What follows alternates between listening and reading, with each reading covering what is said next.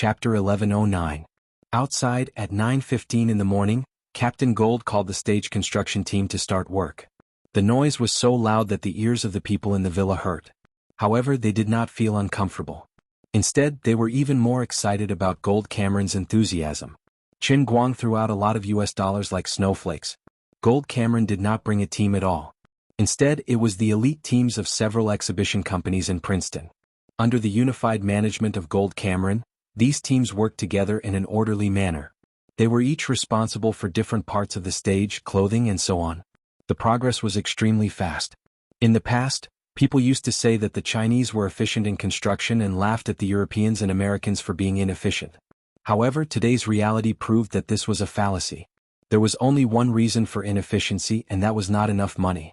When the weight of US dollars was enough to make a man crawl out of his wife's belly, all problems were not problems. In just a few hours, opposite the castle villa, a luxurious stage tailored for Romeo and Juliet appeared out of thin air. It was built faster than the ancient city of Rome, which was built in 7 days. Although it was not as exquisite as the modern, high-tech and luxurious stage that others had formerly prepared for several months, it was definitely above the standard in terms of the stage scenery, lighting effects, basic moving background, and so on.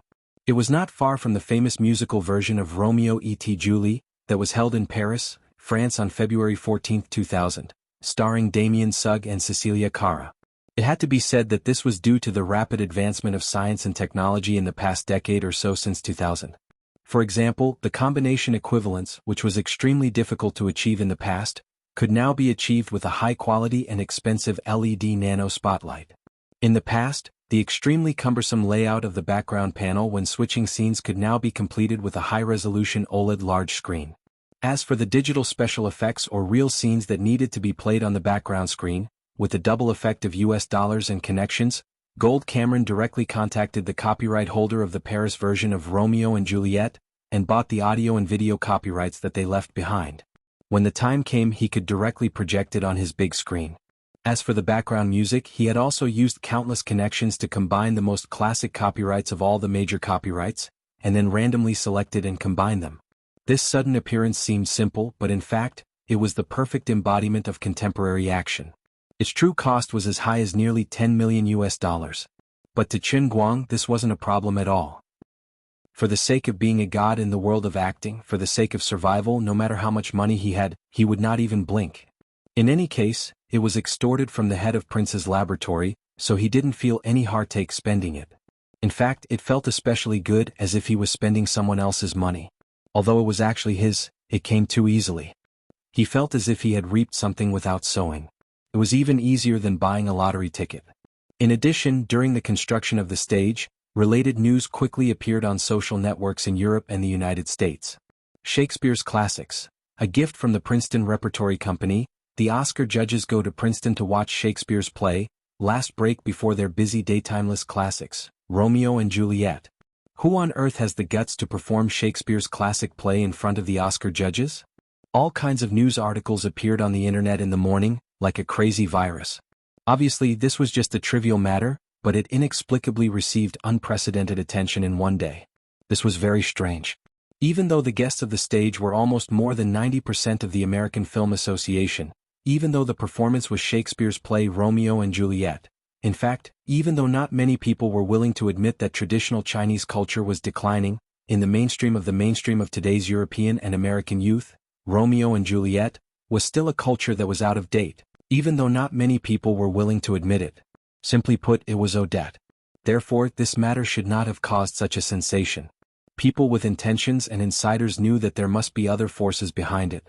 Even the members of the Oscar committee in the castle building felt that something was wrong, but they didn't have any solid evidence. Every time they started to question it, some senior members of the World Party would jump out and use all kinds of tricks to interfere with their line of sight and their thoughts. At the same time, these veteran members of the World Party also used their own social media accounts to promote King Cameron's Shakespeare play. They even let many of their students and juniors promote it. They also took credit for the storm on the internet. Look, we all said this and so reposted my post. Isn't it normal for it to become popular? Do you think we're getting old? That we are outdated? That we have no influence, that our words do not matter? Fred and the rest of the younger generation had no way of dealing with these old men and women. They had no choice but to believe them. King Cameron picked up a big bargain.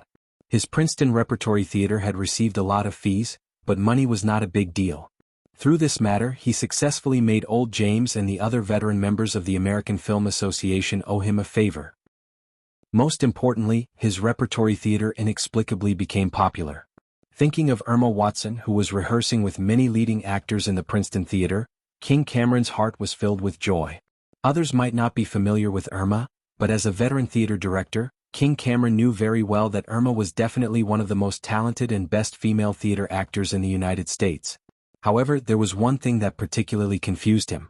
Old James specifically emphasized to him that the other members of the team would directly use the ready-made members of his repertory theater. However, for the male lead who played Romeo, Old James specifically told him to make it clear to the male actor that he was only a temporary candidate to assist in the rehearsals. When it was time to actually go on stage, there would be someone else. This had to be said in advance to avoid any complications. In addition, Old James also made it clear to King Cameron that the young actor must also be kept a secret. King Cameron heard Old James's serious tone and did not dare to be careless. Fortunately, he had always been a man of his word in the repertory theater. Although the young actor was regretful, he did not dare to disobey him. Hearing the seriousness in Old James's voice, Kent Cameron dared not be careless. Fortunately, he had always been a man of his word in the troupe, and although the young actor was sorry, he dared not disobey him. Even Captain Gold himself was at a loss when he was busy. Who would be playing Romeo? What was old Watson up to? Forget it, this is not something I should be concerned about. However, at this time, among the people rehearsing in the Princeton Theater, only Irma vaguely guessed something. Although old James did not explicitly say it to her, her intuition told her that Romeo must be played by Chen Guang. Although old James did not explicitly say it to her, her intuition told her that Romeo must be played by Chen Guang. After the triple baptism of Woman, World's Pie, and 1900, Irma Watson had long become a crazy fan of Chen Guang. If Chen Guang had been recognized as a god in the acting world, Irma would have instantly upgraded from a crazy fan to a true fanatic. When Irma thought about how he would be on the same stage as Chen Guang in the evening, he couldn't help but feel a little overwhelmed. "Miss Irma, you're using too much force." The chief director, who had been pulled in at the last minute, immediately noticed the problem and reminded her loudly. Irma waved her hand apologetically. "Sorry, let's start again." More and more reporters came to Eaton Manor. No matter how strange the situation was, since Romeo and Juliet was already a hit, and the big shots of the American Film Association were involved, the reporters would naturally be alerted. Apart from that, people from all the major U.S. webcast platforms and TV stations also appeared one after another within a day, looking for Captain Jean Tay to discuss the webcast and TV broadcast. King Cameron wanted to compare the options, but in fact he had no say in the matter. Old James had told him early on that the live broadcast would be handed over to YouTube. If Must Die was interested, they could pay for it together almost free of charge. The live broadcast was handed over to UBC, a cable TV station that was not at the top of the rankings, but could also be watched by all of America. The price was also ridiculously low. King Cameron did not quite understand Old James' purpose. They had spent so much money to complete the preparations in one day.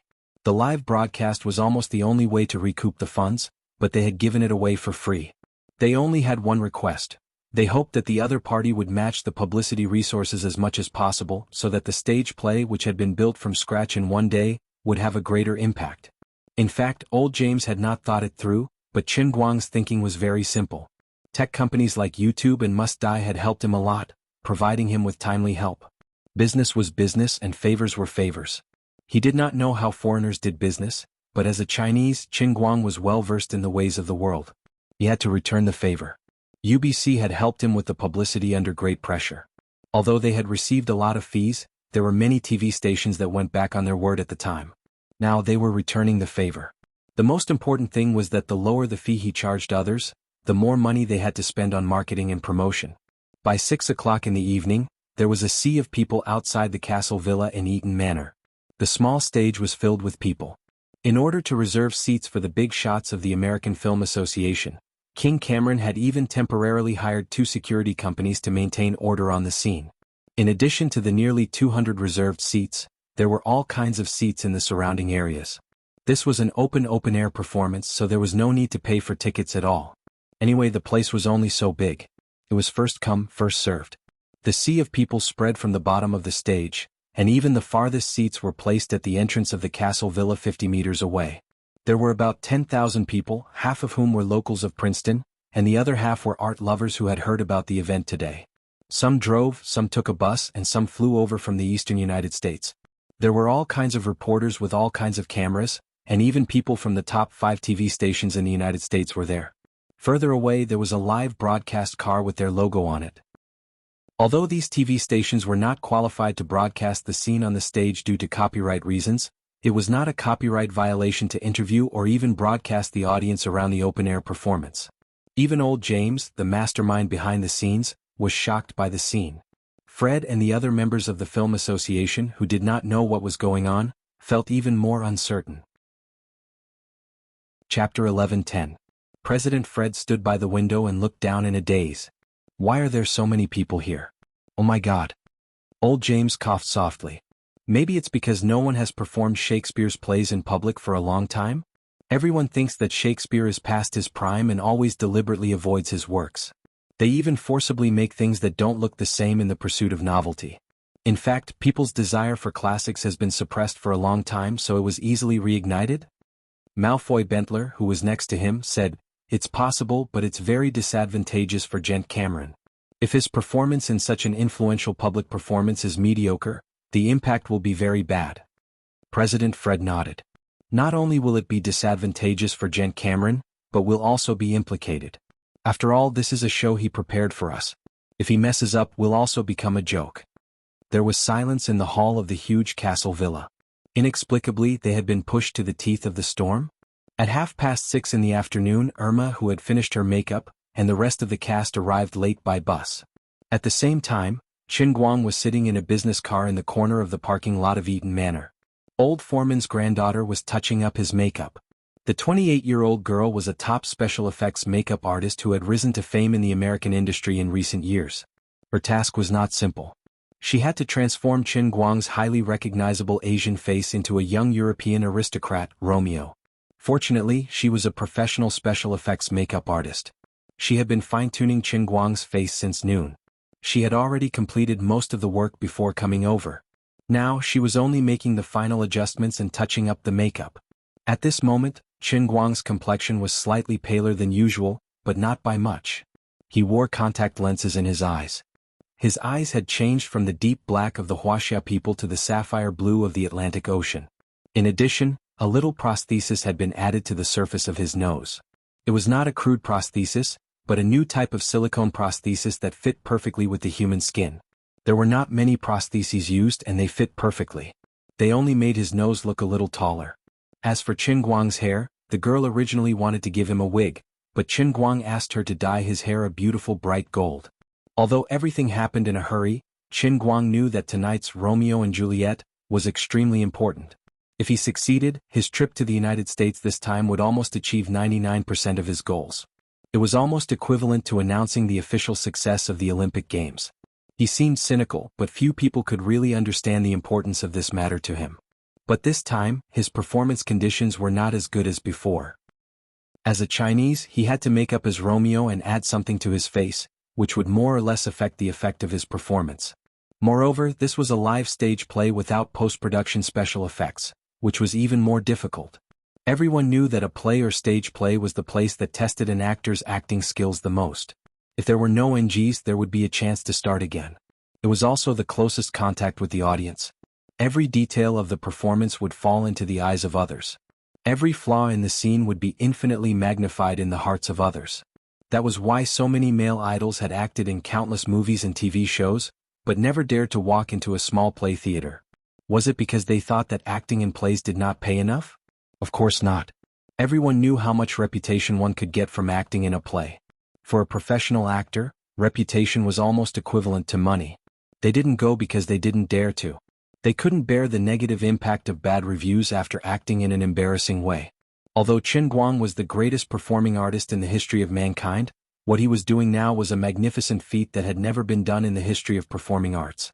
He had been in the industry for less than a year, and this was his first time on the big screen, but he was going to fight for the highest award in the world of film art.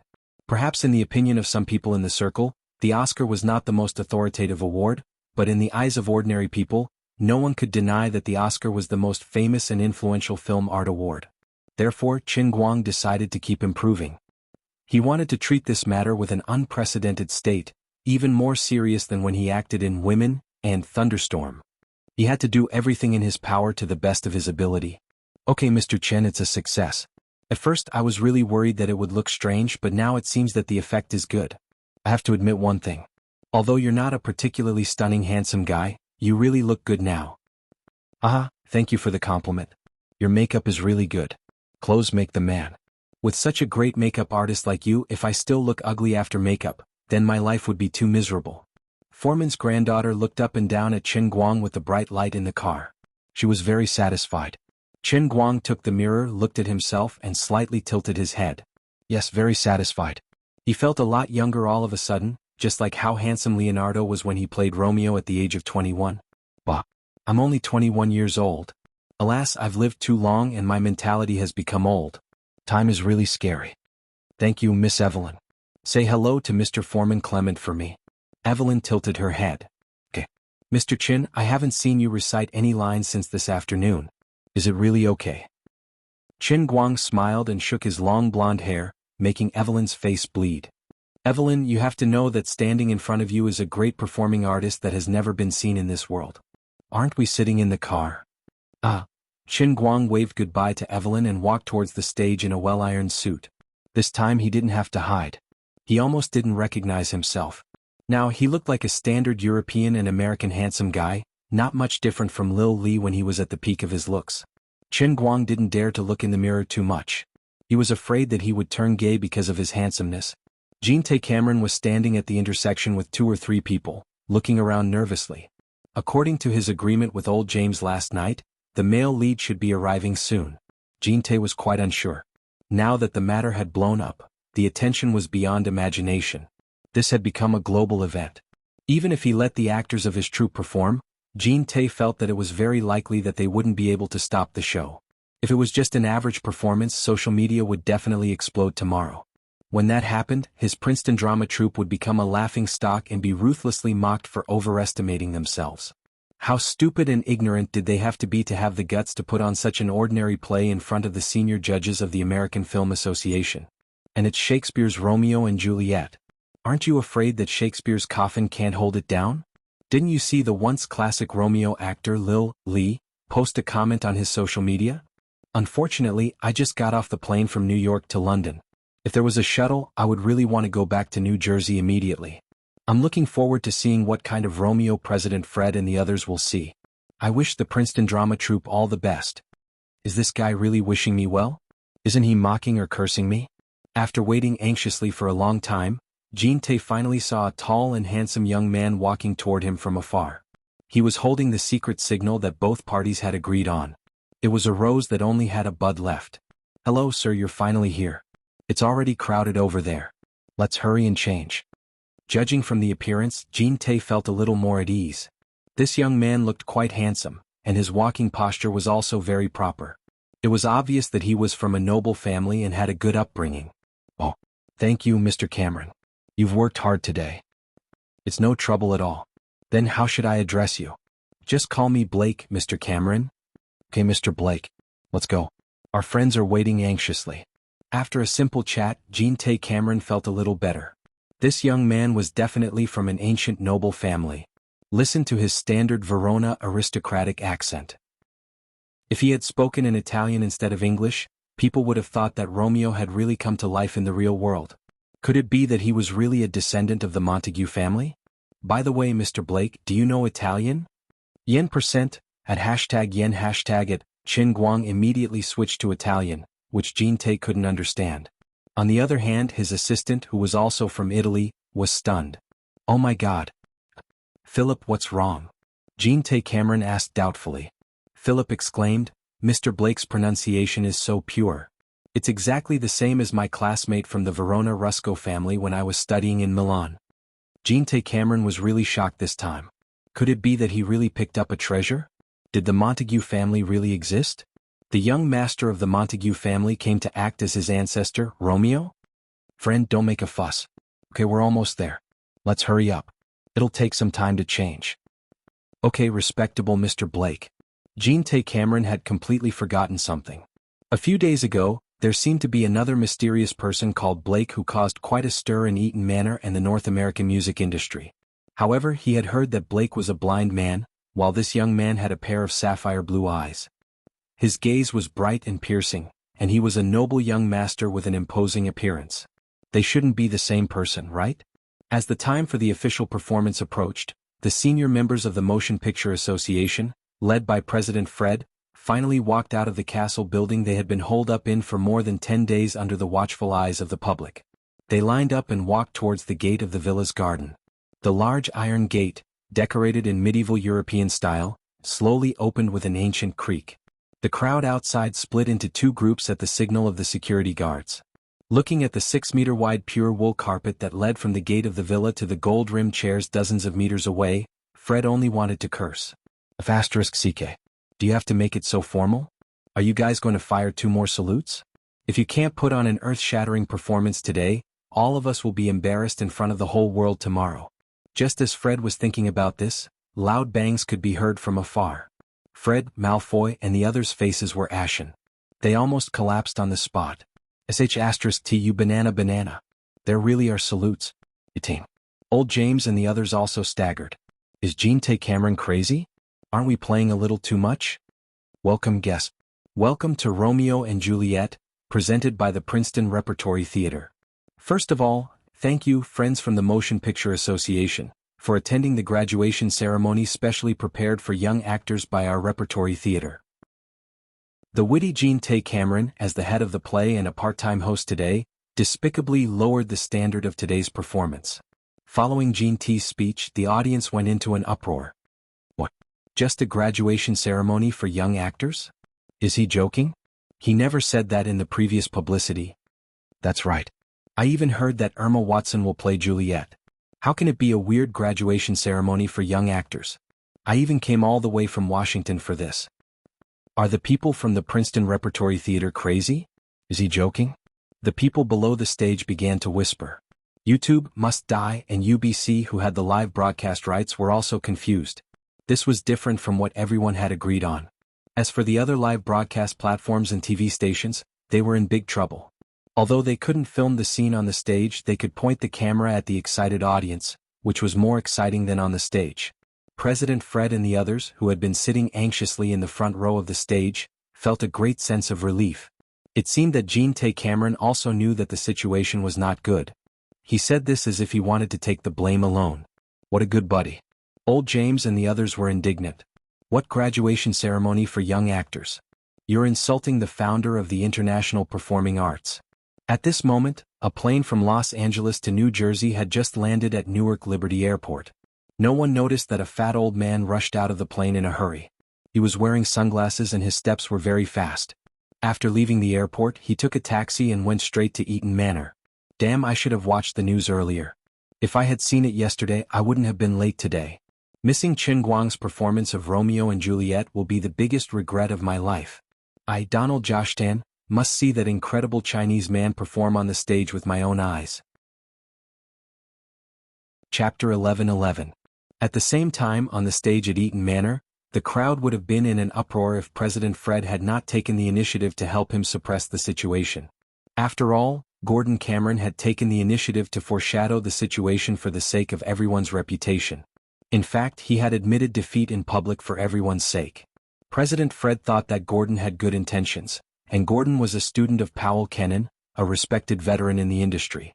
Although they weren't familiar with each other, he was indeed one of them, so he couldn't treat him like this. Meanwhile, in China, tens of thousands of miles away, Big Beard Deng, who was almost paralyzed from exhaustion in order to coordinate with the domestic promotion of women, gave himself a rare day off today. As a senior director in the industry, of course he would receive heavy industry news from the United States.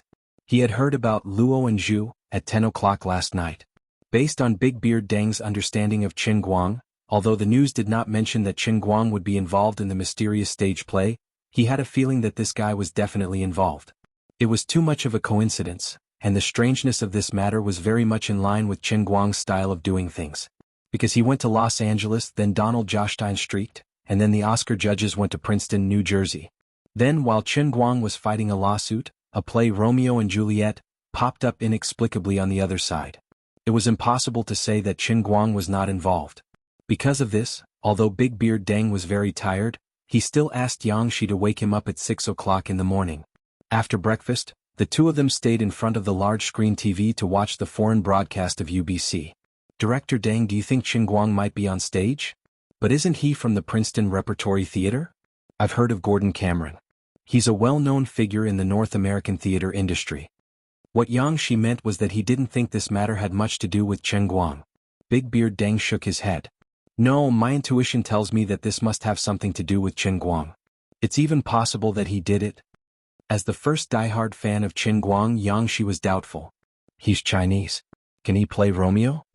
Big Beard shook his head, then nodded. Forget it. We'll know when we keep watching. The performance will start in 5 minutes. Won't we know everything then? He is determined to win the Oscar this time. I think that as long as he can prove his ability, he will do anything. Yang Shi nodded in agreement. She looked at the big screen as she stuffed a bun into her mouth. That's possible. His skin color and appearance can't hide his acting skills. On the other side of Yanjing, Jin Shuiwei and Jiang Yage had also gotten up early and were watching the TV attentively. The two of them were much more confident than Big Beardy. Jiang Yage gritted her teeth and said, "It must be our dear Romeo." Jin Shuiwei nodded. I didn't expect him to come up with this idea. Then we have to thank those old fools for giving us a chance. They are all gathered together. Qin Guang will definitely do something to catch them all. Don't say that, Solomon. It's as if Qin Guang is a bandit. Jiang Yage chuckled. Isn't that right? He looks no different from a bandit. It's like he's going to rob the Oscars. If he wants to rob the Best Actor throne, then he has to rob the brains of those old fools first. Let them personally experience the power of world-class acting. Jin Shuiwei said, I hope he succeeds in one go. No, he must succeed in one go. If he fails, it must be the fault of the actress who plays Juliet. She'll drag him down. Jin Shuiwei smiled and patted Jiang Yage on the shoulder. You don't even know who is playing Juliet, do you? Who? Irma Watson. No way. How did Qin Guang invite her? It was obvious that Irma wasn't well known among Europeans and Americans, but as a top drama actress and talented young performing artist who had risen to fame in recent years, Irma had a resounding reputation in the circle. Even in China she was well known. Jin Shuiwei tilted her head and thought for a moment. Solomon, do you think it's difficult for him to attract girls? Jiang Yage was silent for a moment. That's true, but I'm not worried. He's picky now. Irma's acting is good, but it doesn't meet his aesthetic standards. How do you know? He said he likes Chinese girls. Also, if she must have blonde hair and blue eyes, then she must have big waves. That can't be right. He also has requirements for hair. Jiang Yage took a deep breath. Big waves, they have to be read separately. Jin Shuiwei, although Jiang Yage and Jin Shuiwei were young, they had become famous earlier. In recent years they had been to Hollywood more or less several times. They were deeply touched by these Oscar judges who talked about art but were very arrogant and conceited in their bones. Both of them knew how difficult it was for Qin Guang to become an emperor in acting, but they understood Qin Guang. They knew that he would never give up once he was serious, so they never tried to persuade him. Anyway, they wouldn't be of much help if they followed him. The only thing they could do for him was think of ways to promote women in the country and help him clear his worries. No matter what he did overseas, as long as the domestic base was stable, it wouldn't collapse. In the eyes of Jin Shuiwei and Jiang Yage, the Oscar was the icing on the cake, but the domestic box office and reputation were the foundation of their career. Of course, the two of them sincerely hoped to help Qin Guang win an Oscar, but they couldn't do it even if they were the most powerful second generation in China. It wasn't like in China. As long as Qin Guang was willing with his relationship with Jin Jiang, he could easily win from the Golden Horse Award to the Golden Husky Award. However, it wasn't the same overseas, especially for the Oscars. Although they were politically correct playthings that flaunted art, they still had to do some superficial work to convince the public. In addition, their political correctness was the political correctness of the American president, not the political correctness of the Chinese aristocrats. Finally, at 7 o'clock with the music, the lights on the stage dimmed, and the crowd quickly quieted down. The legendary graduation ceremony of Romeo and Juliet, 4 young actors, had officially begun. Kent Cameron, who was standing under the stage, clenched his fists tightly and looked up at the stage with full attention. He had never been so nervous before. He was even more nervous than when he had led the drama troupe to the Golden Vienna Hall.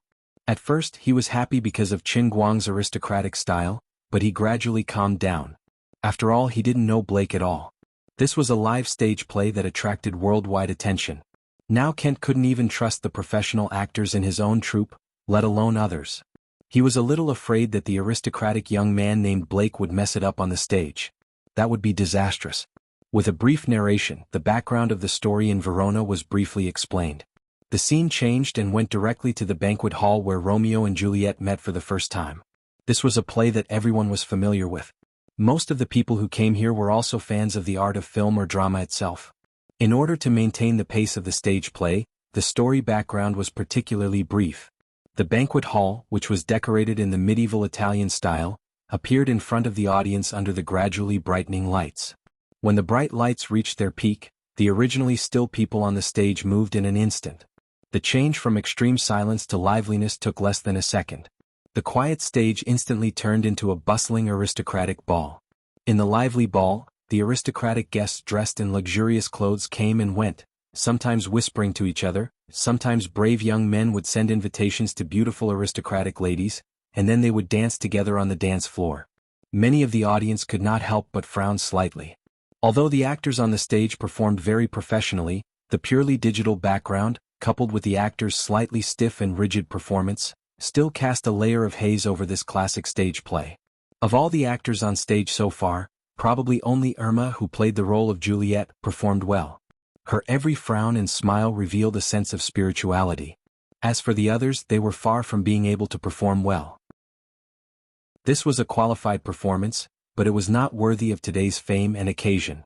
Out of etiquette, people did not whisper to each other, but if there was no change, the scene would quickly deteriorate. King Cameron really wanted to dig a hole and hide in it. He knew that his troupe members had tried their best. However, the rehearsal time was indeed too short. It was already considered very professional for everyone to be able to perform without any obvious flaws. However, he still wanted to ask for more. He wanted everyone to perform perfectly and reach the true state of performing art. It was really too much. King Cameron looked down the stage again. The dim lights illuminated the slightly frowning faces, and he let out a long sigh. He could roughly imagine the expression of the audience in front of their televisions all over the world. Perhaps after today's performance, my Princeton drama troupe will consider moving and changing its name? Forget it, the greater the loss this time, the more old President James will owe me. Old President James was a very kind person, and there was no need to take the initiative to mention it. The more serious the loss, the more he would find a way to compensate. With old James's connections and reputation in the industry, even a simple greeting would be enough to bring my Princeton drama troupe to a higher level. The benefits could be expected, but the entire troupe would be reborn, and they were very reluctant to leave. President Fred and the others were also very nervous, but old James and the others felt more at ease. This stage was actually produced by them, and they also knew who was playing Romeo. Everyone in the World Party had confidence in Qin Guang, and they did not believe that Qin Guang would mess up the performance. Suddenly, the people on the right side of the stage fell silent again. Romeo, played by Qin Guang, trotted out of the darkness with his friend. The two young people ran forward quickly, and Romeo's friend turned back to urge them. Romeo, played by Qin Guang, walked forward quickly while tidying up his mask. Jin Shirue and Jiang Yage, who were separated by the ocean, suddenly froze. The two of them forgot what they were just saying. Big Beard Deng's brows furrowed tightly at first, but he soon unconsciously relaxed. Although Qin Guang's appearance had changed a lot, the moment he stepped on the stage, Big Beard Deng was 100% sure that this was Qin Guang. She didn't know what he had done, but for some reason, when he appeared on the screen, a salty and moist smell that seemed to come from the Mediterranean floated out of the screen. Even the lights that shone down on the stage suddenly had an old-fashioned feel to them. Others didn't understand what was going on, but Big Beard Deng and Jiang Yage did. This was Qin Guang's incredible acting skills. The moment he stepped on the stage, he released a domain-like power that only belonged to him. His stage, the audience below the stage, and even the live audience in front of the TV were all enveloped in his domain-like power. He was really serious. Not only Big Beard, Jin Shirue, and Jiang Yage in front of the TV, but other actors, members of the drama troupe, members of the Oscar committee, staff of the major live broadcasting platforms and TV stations, as well as ordinary audiences, had a more profound and unique feeling. A moment ago they were still frowning with anger on their faces. But the moment Qin Guang stepped on the stage, inexplicably, the expressions on their faces slowly relaxed. It was not a simple knowing smile, but a sudden state of complete relaxation. They looked like they had been sprayed with a hypnotic spray. But they didn't realize it at all. In an instant their minds were completely blank. At this moment, the banquet hall on the right side of the stage, which was completely frozen under the lights, suddenly moved again. This was a little earlier than the time they had arranged for the rehearsal. Originally, the people inside should have moved when Romeo and his friends ran to the so-called main entrance of the banquet hall. But no one noticed this. Even the chief director in charge of the rehearsal stood at the side of the stage in a daze. Irma and the other actors couldn't be blamed for this. At this moment they had even forgotten who they were and that they were acting. They had even forgotten their names and identities. They had become real Italian nobles living in Verona. Juliet Capulet sat in the corner of the banquet hall. Although she was always the focus of the crowd's attention, she always seemed absent-minded. Juliet thought to herself, how boring. Today's banquet is really boring. They are all hypocritical and childish people. Their hypocritical noble etiquette can't hide their arrogance and rudeness at all. I hate the way these people look at me. Their pale faces and weak steps betray their bodies that have been hollowed out by beauty. God knows if they secretly implemented the damned first night rites on the civilian girls in their territory. None of them are good people. Chapter 11-12. Beautiful Juliet, you don't look very happy. Isn't today a wonderful day? Count Paris appeared in front of Juliet with a glass of wine in his hand. He looked like a well-mannered young nobleman with a tall and slender figure. His exquisite, luxurious clothes were lined with gold, and every inch of his clothes showed his noble status. The smile on his face was like a spring breeze, but if someone magnified his expression 10 times and slowed it down 100 times, they would be able to see the pride and desire hidden in the depths of his eyes. The actor who played the role of Count Paris did not know how perfect his performance was today. Perhaps only when he looked back at the recording would he truly realize how perfect his performance was today. Count Paris was a junior of Prince Aeschylus, the king of Verona. He had a noble status, and he was Juliet's newly engaged fiancé. Tonight's dance party was held to celebrate Juliet's engagement with Count Paris, and many nobles in Verona were invited. Of course, the Capulet family's mortal enemy, the Montague family, was an exception. However, Juliet did not like Count Paris at all. She even felt that he was the most hypocritical person she had ever met. She had heard many bad rumors about Count Paris, but she did not have any say in her marriage. It's nothing, Count Paris. I'm just a little tired. Oh, my dear Juliet, I'm already your fiancé. You should call me by my name. I'm not used to this suddenly. Count Paris, someone seems to be calling you over there. Okay, I'll go and greet them. After finally sending Count Paris away, Juliet had a short moment of peace. Do I really have to spend the rest of my life with such a man? How pitiful. Just as Juliet was thinking about this, 2 young men wearing masks suddenly burst into the banquet hall. The 2 seemed a little frivolous and impetuous, but their clothes were also in line with noble etiquette. She did not know which family they were from. However, this was not important. They were unimportant people, Juliet thought.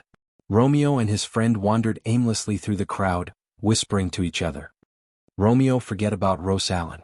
Look at all the lively and cute girls in this banquet hall. Every one of them suits you better than Rose Allen. Romeo's friend advised him. Impossible. You have no idea how perfect Rose Allen is. She was so kind and beautiful. All right, but she's not interested in you. You're the heir of the Montague family. Why waste your precious life on someone who doesn't even like you? Romeo, played by Qin Guang, was whispering to his friend Benvolio. Of course, with the help of the hidden microphone, the TV, computer, and the live audience could hear their whispers clearly. Only the other actors on the stage were in the dark. If there were still people who could maintain their rationality, they would be amazed at the performance of the other actors. It was impossible not to hear Romeo and his friend chatting, but they did not show any flaws on the stage. Their performance was perfect and impeccable. In fact, no one knew that the actors on the stage did not even know that they were acting. They also could not hear the whispers of Romeo and Benvolio that everyone else could hear. They were only separated by the edge of the stage, but the stage and the stage were completely separated into 2 different worlds. On the inside, it was the city of Verona from hundreds of years ago. On the outside, it was the modern world. It was not only the 3-dimensional space that was separated, but also time. Finally, as the lights in the banquet hall in the first scene dimmed, Romeo and Juliet reluctantly said goodbye. The 2 young people who met for the first time quickly fell into the river of love. They almost turned back after every step, and when they waved goodbye, their hearts felt like it was being cut by a knife. It was unknown whether it was Qin Guang and Irma or the real Romeo and Juliet standing on the stage. The two of them vividly portrayed the feeling of missing each other to the point that they couldn't breathe even though they were facing each other. When the stage fell into complete darkness, the TV, computer, live audience, and the Oscar judges suddenly woke up. The first scene was over? What just happened? No, nothing happened just now. We only watched the first scene of Romeo and Juliet, but why did it feel like our time was stolen? Looking around the world, there were about 100 million people watching this scene at the same time. Almost all of them took a deep breath, and the same thought appeared in their minds. Were we watching a stage play just now? But I clearly felt like I had returned to medieval Italy, and I even stood in the banquet hall where Romeo and Juliet met. It seemed like we had also become a part of this play. Maybe we were a bystander, or maybe we were an insignificant character in the banquet hall, or maybe we were just a fairy floating in the air and an invisible god, watching this pair of doomed acquaintances. Everyone's personality and life experience were different, and everyone had a different sense of existence when watching this stage play. For example, professional actors like Big Beard Deng and Jean Jiang, or Liz, or William Jones and Bent Affluent, who were hiding in the crowd under the stage, what appeared in their minds was an entire stage, an entire world. They were the incarnations of invisible gods. They could see the existence of this world as if it was within their reach, but they had forgotten their own reality. Four ordinary art lovers, what appeared in their minds was the scene in front of them, and they became bystanders who had no sense of existence but still stood on the stage. Even the flickering candlelight would leave an imprint in their eyes and minds. As for ordinary people, they even had feelings of resistance at first. After all, the stage play was relatively small, and the performance was Romeo and Juliet, that they had heard so many times before. At first, they thought this was a boring program that would make people sleepy. But in the end, they did not change the channel. Instead, they unconsciously followed their emotions and the people in the play into the play. But what was particularly strange was that even though everyone knew that these two people were destined to end tragically, they did not realize this at all. They forgot time, forgot the story, forgot the ending, and forgot the inevitable tragedy in the fate of these two young people. Now, when the first act finally ended, they suddenly came to a realization, and their minds began to recall the countless details on the stage just now. Those who knew performing arts, such as Liz, who was far away in London, and President Fred, who was sitting under the stage, were all terrified when they thought about it. They did not understand why, and even more did not understand how Romeo did it. It was as if the moment Romeo appeared on the stage play had completely sublimated. Every actor on the stage became full of spirituality. Every little gesture, every expression, every line, and tone of voice became impeccable. What was even more difficult to understand was that even the stage scenery and props became more real. No, even the virtual background played on the digital screen, now that they thought about it, was directly playing the background of the musical version of Paris, France in the year 2000. But just a minute ago they clearly saw the infinitely real scene with the naked eye. What the hell is going on? Are our consciousnesses confused? Or are we really pulled into the world of the play?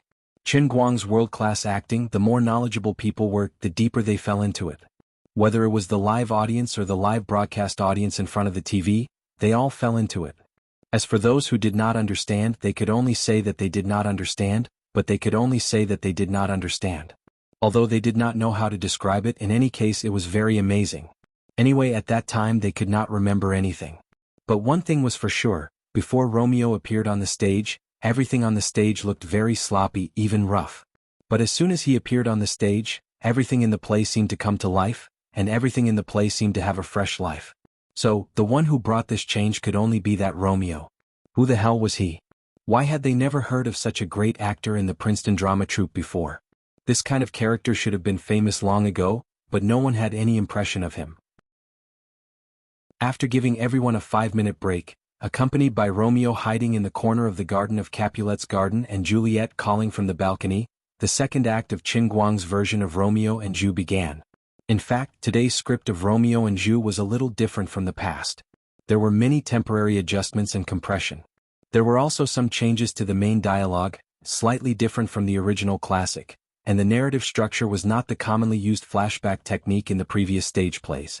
The story did not start from the graves of Romeo and Juliet next to each other, nor did it directly skip the foreshadowing and the story background. Instead, it directly started from Romeo arriving at Capulet's house and seeing Juliet for the first time. As for the previous story, the background of the story about Romeo and another girl, Rose Allen, was simply explained through the dialogue between Romeo and his friend Benvolio, supplemented by a simple narration. This was a play that everyone was familiar with. In order to be able to finish in more than 2 hours, the director made a very simple and crude adaptation of the script.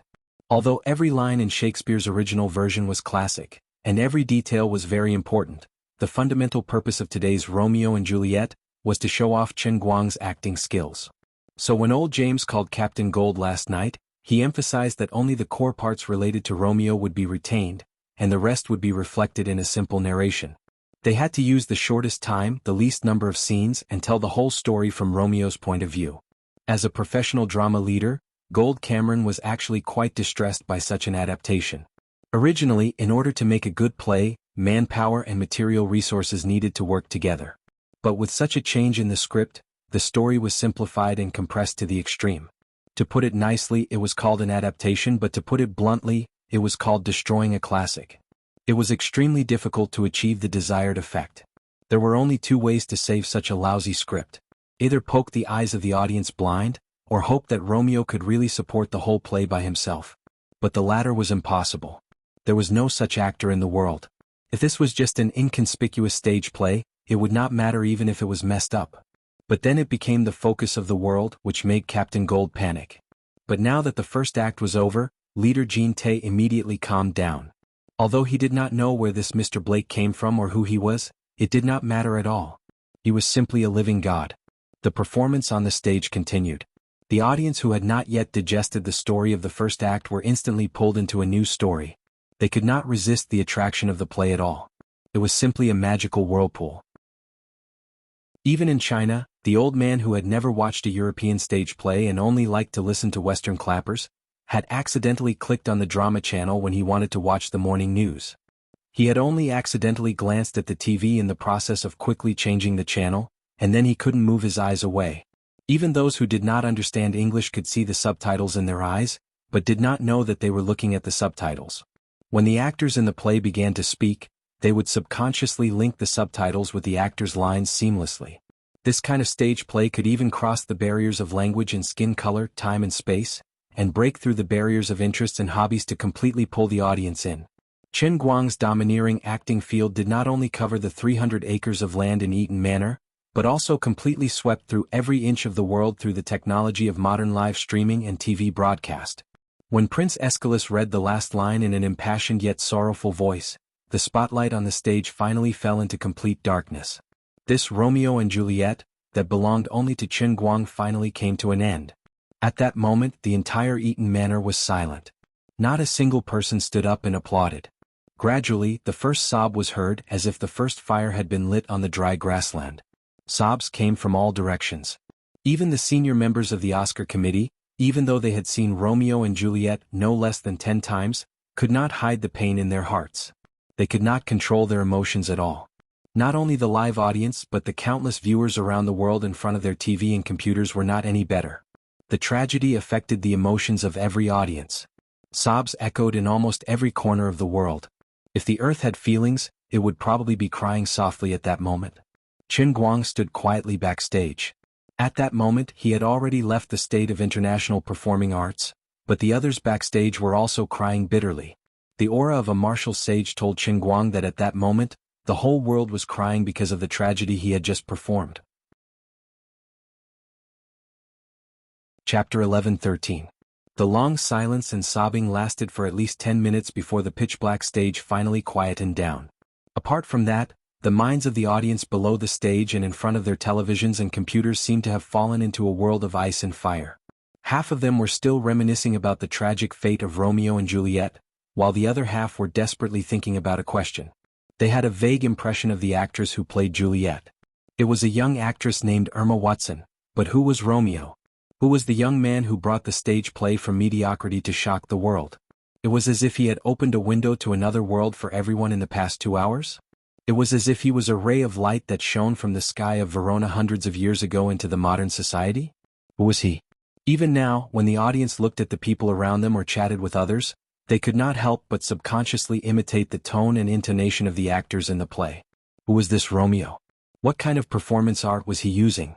Some people who had watched Women and World's Faction had already associated Romeo with the Chinese, Qin Guang, but they could not be sure. On the stage, Romeo didn't look like a Chinese at all. His accent was so perfect that people couldn't associate him with a Chinese at all. Most importantly, when these people were watching the play, they didn't have the time to figure out who was playing who. All their thoughts were emptied. Even though the play had ended, even though they had begun to guess Romeo's identity, they were still blinded by the fact that the two were the same person. Old James and the other 29 members of the World Party's underground organization silently wiped away their tears and looked up at the bright moon in the sky. They thought to themselves that they were right about Donald. That despicable Donald had led everyone into the ditch. King Cameron tried his best to hide the excitement in his heart.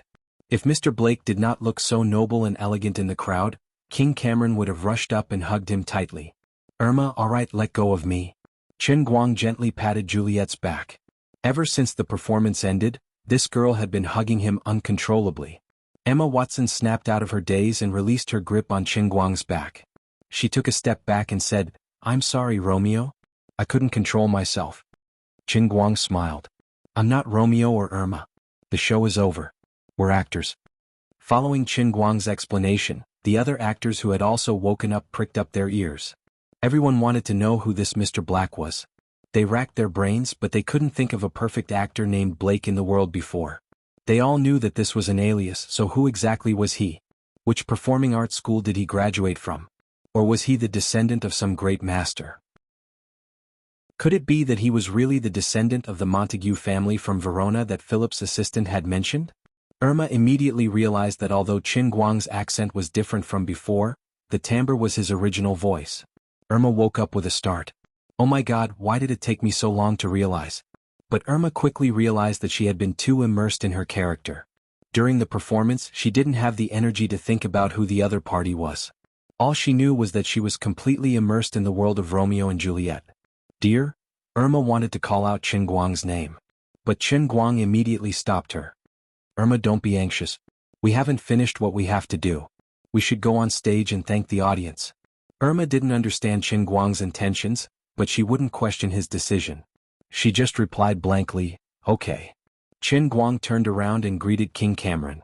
King Cameron came back to his senses and hurriedly asked the others to tidy up and get ready to go on stage. "Mr. Cameron, there's something I need to trouble you with." "Okay, Mr. Blake, go ahead." "I need a piano. I want to play a song as a gift for today's curtain call." "Okay, right away. I'll get someone to prepare it." King Cameron immediately turned around to make arrangements. "Mr. Watson, who is Romeo? Who is this Romeo?" President Fred turned around and asked Old James, unable to control himself. Old James pretended to be a fool. "I'm not sure, President Fred. Who do you think it is? Who in this world can have such acting skills?" In fact, Old James was already hinting at it, but Fred didn't realize it. Malfoy Bentler, who was next to him, also frowned.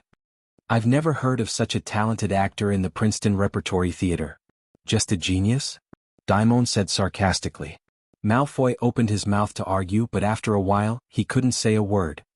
"Okay, I admit that if we put aside his identity as a young man, then he's a well-deserved master." Old Foreman, who was next to him, didn't try to hide it anymore. "Just a master? Okay, this is a great artist who truly founded a school. I don't understand how he did it, but obviously before and after he went on stage, the other actors on stage and us, the audience, didn't think the same thing. What he brought to us might be another level of performing arts."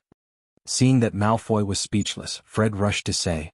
But still no one knew who was playing Romeo. Old James and the others who knew the inside story held it in. They were waiting for the moment when Qin Guang would reveal the mystery himself. They really couldn't be bothered to explain to Fred and the others. In fact, if they had watched Women or World's Pie before, they could completely associate the actor who played Romeo with Qin Guang. Because other than the same person, no one else could do what he did. Lights finally appeared on the stage again, and a group of main cast members slowly stood on the front stage. Qin Guang, who was dressed as Romeo, stood in the middle of the crowd. On his left was Irma and on his right was the director. The pitiful Captain Gold originally wanted to come over and rub his face with them, but he was busy moving the piano with a few staff members. "Thank you, everyone, thank you for coming to Eaton Manor today. Thank you for enjoying Romeo and Juliet from the Princeton Repertory Theater." The director stood on the front stage and spoke passionately. He was about to give a long speech but was quickly interrupted. Even Irma, who was next to him, didn't get a chance to speak. The audience below the stage had already gone crazy, and everyone was shouting Romeo. Even the staff in charge of the live broadcast and the lighting learned from the others. They stood up and shouted as if they wanted to see the world in chaos. Some people were simply shouting Romeo's name, while others were asking who he was. Some were even asking if he was Qin Guang. The director had no choice. He first looked at Irma apologetically and then turned to Qin Guang. "Mr. Blake, everyone wants to hear your speech." Below the stage, Brosnan, who was sitting next to Malfoy, suddenly screamed. "Brosnan, what's wrong? Malfoy, did you forget? The mysterious man who conquered everyone with his incredible playing skills and unparalleled creativity in my coffee shop the day before yesterday is also called Blake. Brosnan, but I remember you saying that he's blind with black pupils and black hair." Brosnan was stunned. "I think so?"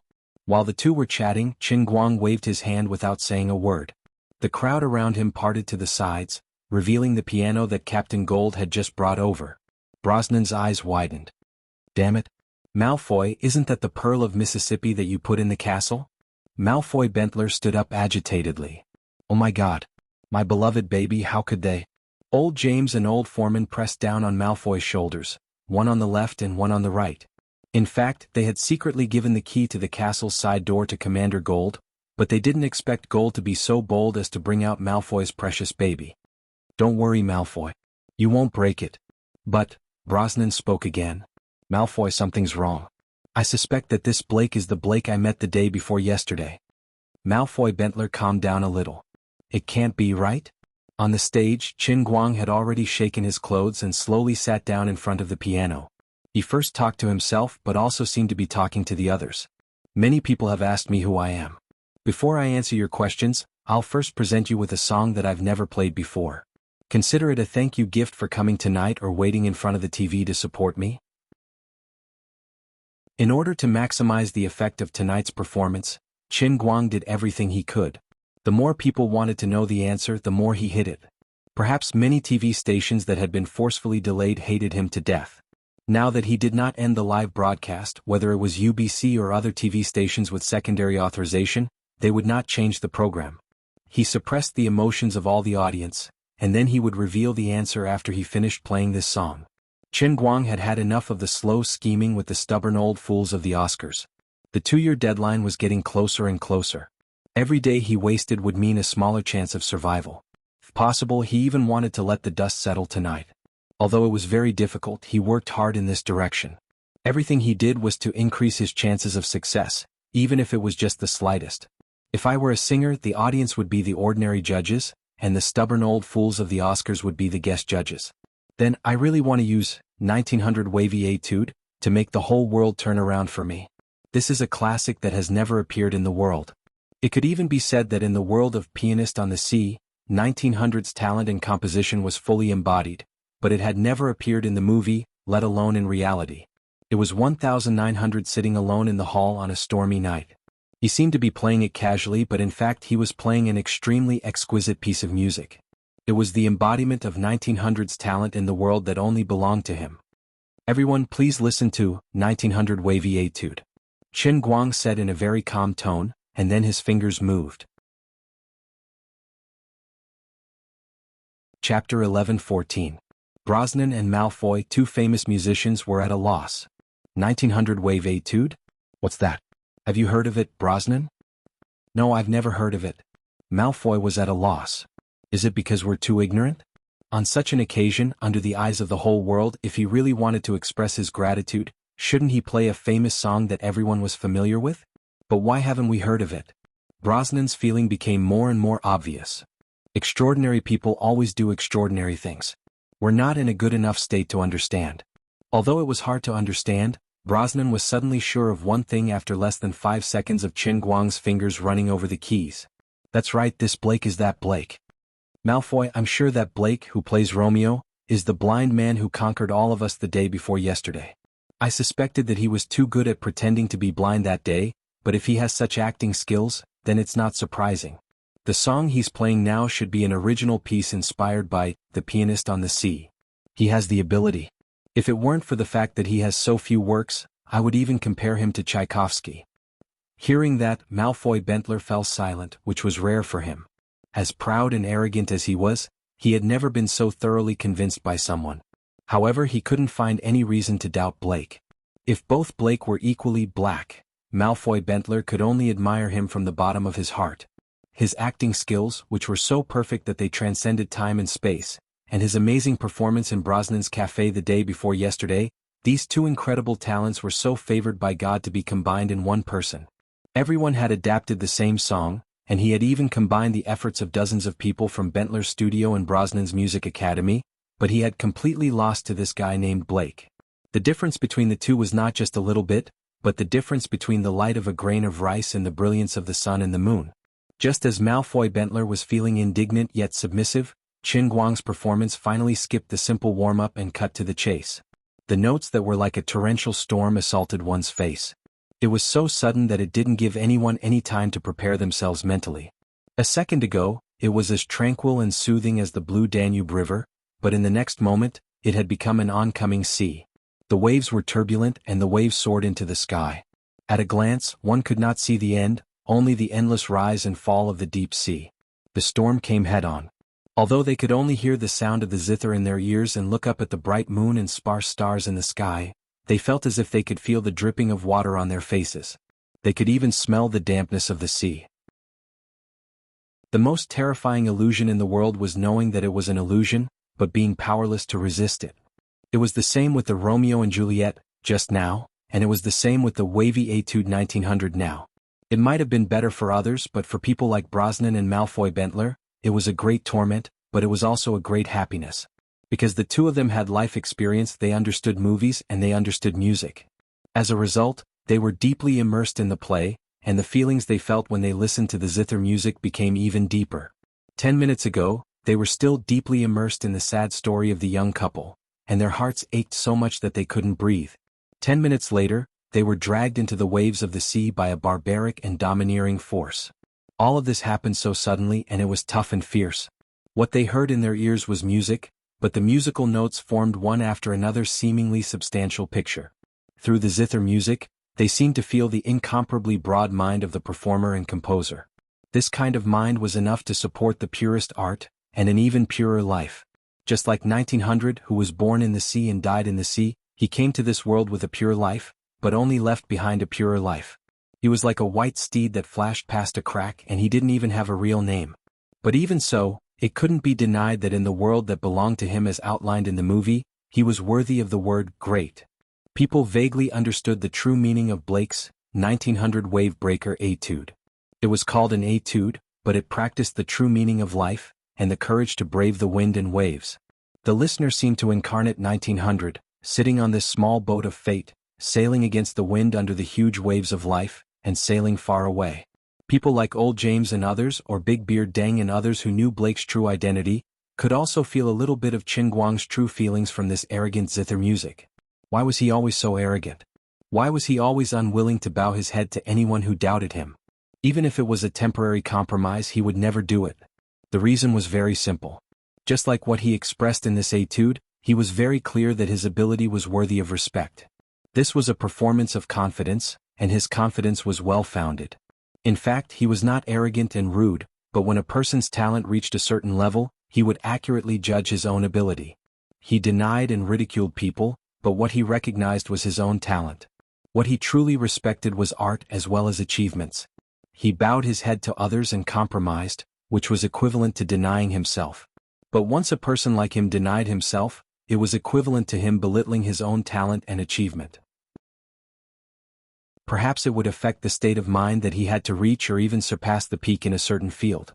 Only a genius who was endlessly focused could be like him in every field that he set foot in, unprecedented and unparalleled. The reason why he could conquer every field that he wanted to conquer was because he had such a perfect and confident heart. He was a very complicated person.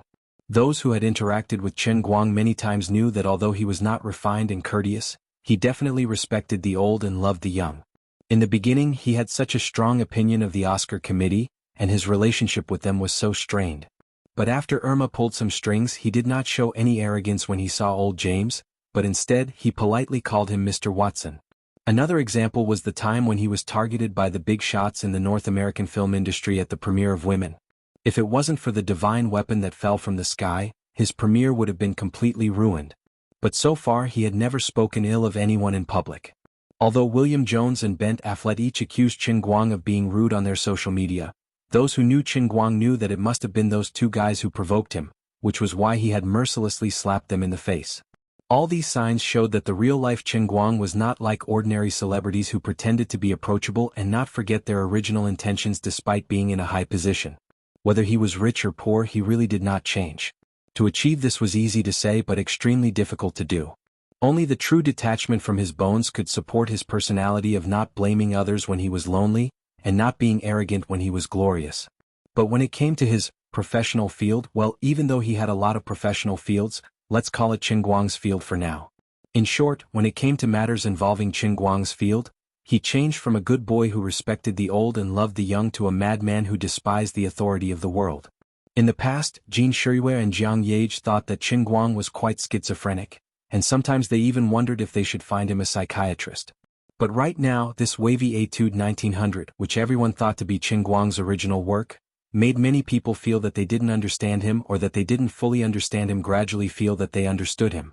If Qin Guang, who was playing the piano and pretending to be pretentious, knew that his behavior today had left such an impression on people, he would probably laugh his head off.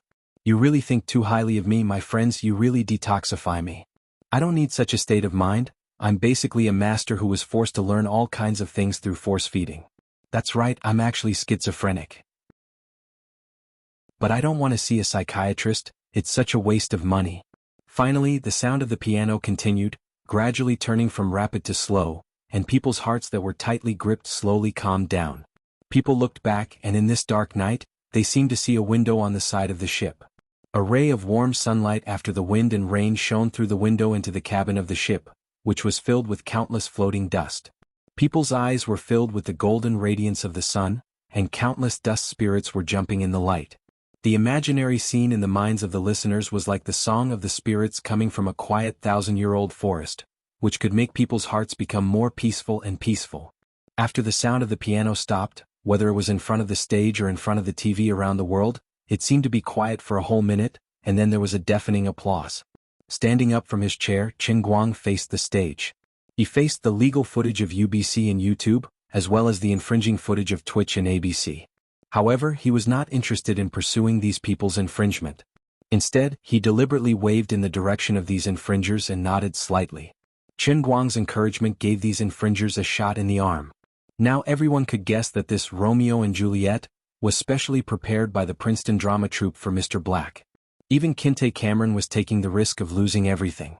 So, even though everyone was signing a contract with the Princeton Repertory Company, Mr. Blake was the one who had the final say. As long as he agreed, then they could shoot with confidence. Qin Guang held the microphone in his hand and was not in a hurry to speak. Instead, he looked forward with eyes as deep as the sea. Chapter 11:15.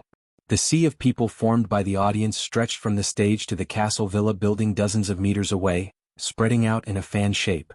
Sitting at the front were the 100 or so members of the Oscar committee. Qin Guang nodded to old James and the others in the crowd, whose eyes were shining. The crowd spread out on both sides. Many of them were celebrities from all walks of life that he had met in Brosnan's cafe that day. Qin Guang even saw Bravo and Waltzman, the two big bosses of Prince's laboratory, in the crowd. Oh, and the heads of other scientific research institutions who have been arguing with Zhuo Jingxi recently. Other people, counting from here to the distance, were densely packed. Unknowingly, the place had been filled with nearly 20,000 people. Qin Guang glanced at the various cameras again. He thought to himself, there should be about 200 million viewers around the world right now, right? Then this means that on average, one person in every 30 people in the world is watching the live broadcast of his stage play. According to the principle of word of mouth, as long as today is over, then the whole world will be shocked by his talent, especially his talent in acting. I only have one goal, and that is to make everyone who wants to watch movies or TV surrender from the bottom of their hearts and recognize that I, Qin Guang, am the strongest performing artist in the history of mankind. Thank you everyone. Thank you everyone. Thank you. Qin Guang finally spoke. He was full of energy and his pronunciation was perfect. This sentence was said in English, and it was a very pleasant, noble and elegant medieval aristocratic accent. Across the ocean, Jin Shirui and Jiang Yage clenched their fists tightly, looking very nervous. Sister Shirue, what are you nervous about? Yage, I'm nervous about what you're nervous about. I think he's going to start showing off. He's happy. Oh my God, where did you learn such rude words? You can't blame me. Didn't he read online novels from time to time some time ago? I also read his book and accidentally learned it. But this word is very suitable to describe him now. Aren't you the same? No, I'm just thinking that once he reveals his identity, the Oscar will be in the bag. I'm happy for him.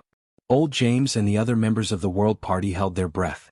They knew that the real master, who had been neglected and prejudiced recently because of his skin color and personality, was about to reveal his true face to the world. When that time came, he really wanted to see how Fred and the others would react. I'll definitely go to Donald's house and drink all the wine he's hiding. This is his punishment. Madame Joshtam had brought back a copy of World Faction early in the morning. No wonder Donald had been hiding and refused to leave the house. He must have been studying it wholeheartedly. Previously, everyone was worried about his safety and repeatedly called him, but he was always secretive and refused to confess. He was clearly selfish. He must have decided to run naked because he sincerely recognized Qin Guang's artistic achievements and felt guilty. If you had told us earlier, we wouldn't have treated such a great artist like that. Do you want us to become negative examples in the history of art? We've been ruined by you. As for those who didn't know Blake's true identity, the doubts that had been hidden in their hearts were getting stronger. Who was this Mr. Blake who was like a gift from God to mankind? On the other end, Qin Guang finally spoke again. I know that many of you have all kinds of guesses about my identity. That's right, I'm not Blake. This is just an alias that I came up with. Everyone listened attentively. He was finally going to reveal the answer. On the stage, Qin Guang grinned before he took a deep breath and spoke in a different language. Let's not talk about this matter anymore, Qin Guang said. Thank you all. My friends from China, remember to like and follow me. Double-click 666. Big Beard Deng, who was overwhelmed with emotions, was forcing himself to drink water to suppress his shock. When he heard that, he spat a mouthful of tea onto Yang Shi's face. Jiang Yage fell to the ground. I knew he could speak Chinese, but your northeastern accent is too abrupt. Jean Shirue covered her mouth and laughed. Isn't that his style? When the Wuxia people heard the standard northeastern dialect, how could they not know that this golden-haired young man was one of them? They cheered. On the other hand, the European and American audiences were bewildered. What? What does that mean? Is that Chinese? Can someone translate it for me? Mr. Johnson, I've learned a little bit. Booker, go ahead. The first sentence is to thank you all, 3 grams of oil.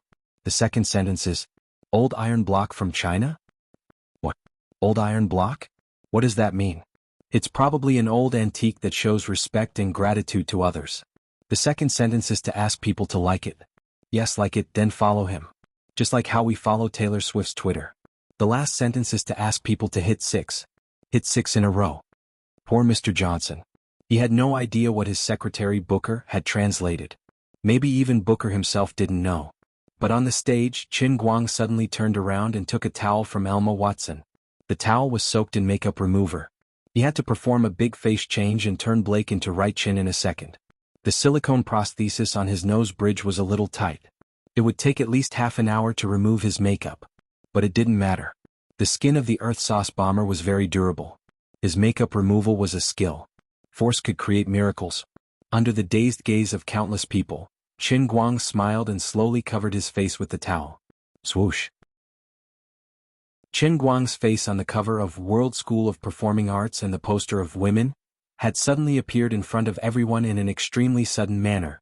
Under the night sky, his blonde hair fluttered in the wind. His smile was so special. Below the stage there was a lot of wailing. The first to bear the brunt was not President Fred, but William Jones, who was hiding in the crowd, Qin Guang's best competitor for the Oscars. Oh, God. My God. What? Why is it him? William Jones held his head in his hands and screamed. He couldn't control his emotions at all. On the other side, Ben Affleck wasn't much better than William. At this time, the lead of July, a 3-time Oscar nominee for Best Actor, and a double winner of the Berlin Film Festival and the Paris Film Festival, was slowly squatting on the ground with a red face. He was so ashamed and angry that he wanted to find a hole to hide in. At this time, his mind was full of the first time he met the Chinese, Qin Guang, and the mockery he had made at Qin Guang in the coffee shop next to the handprint wall square outside the Wuxia Theater. Every mockery he had given to Chen Guang had now become a knife in Ben Affleck's hand that stabbed into his heart. How stupid and ignorant must I be to say something like that to him? Brosnan also stood up, shouting hysterically like a madman. I knew it was him. I knew Blake was Blake and Blake was right. The god of piano. The god of performing arts. Chapter 11:16.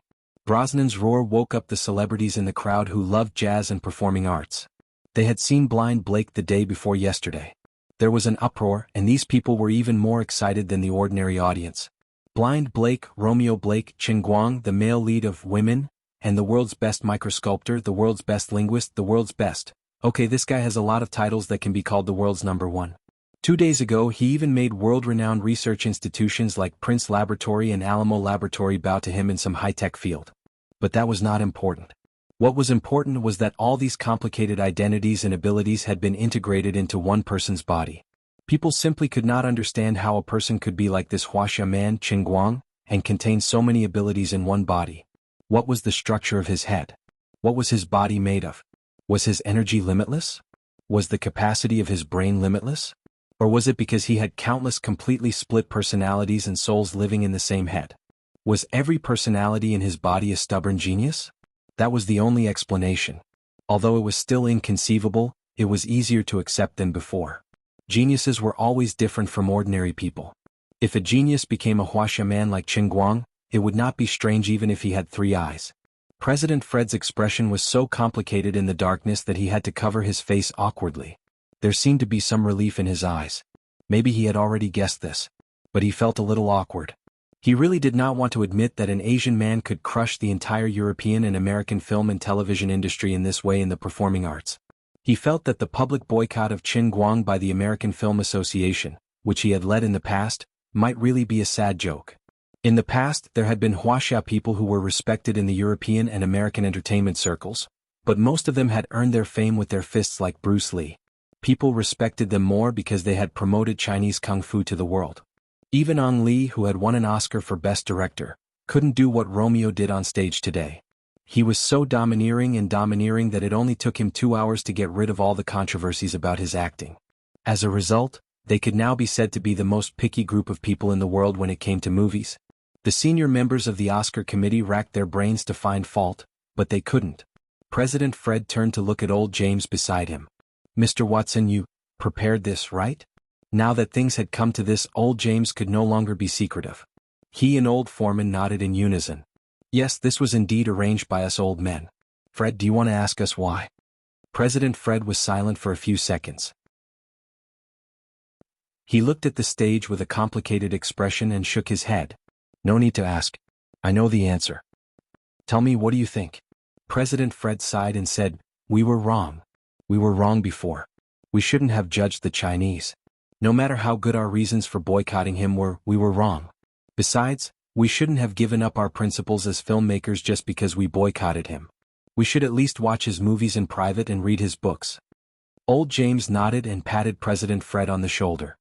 Fred, I'm glad that you've realized this. It's not too late. Remember, although the art of film is not as pure as it used to be, we will always be interfered with from all sides.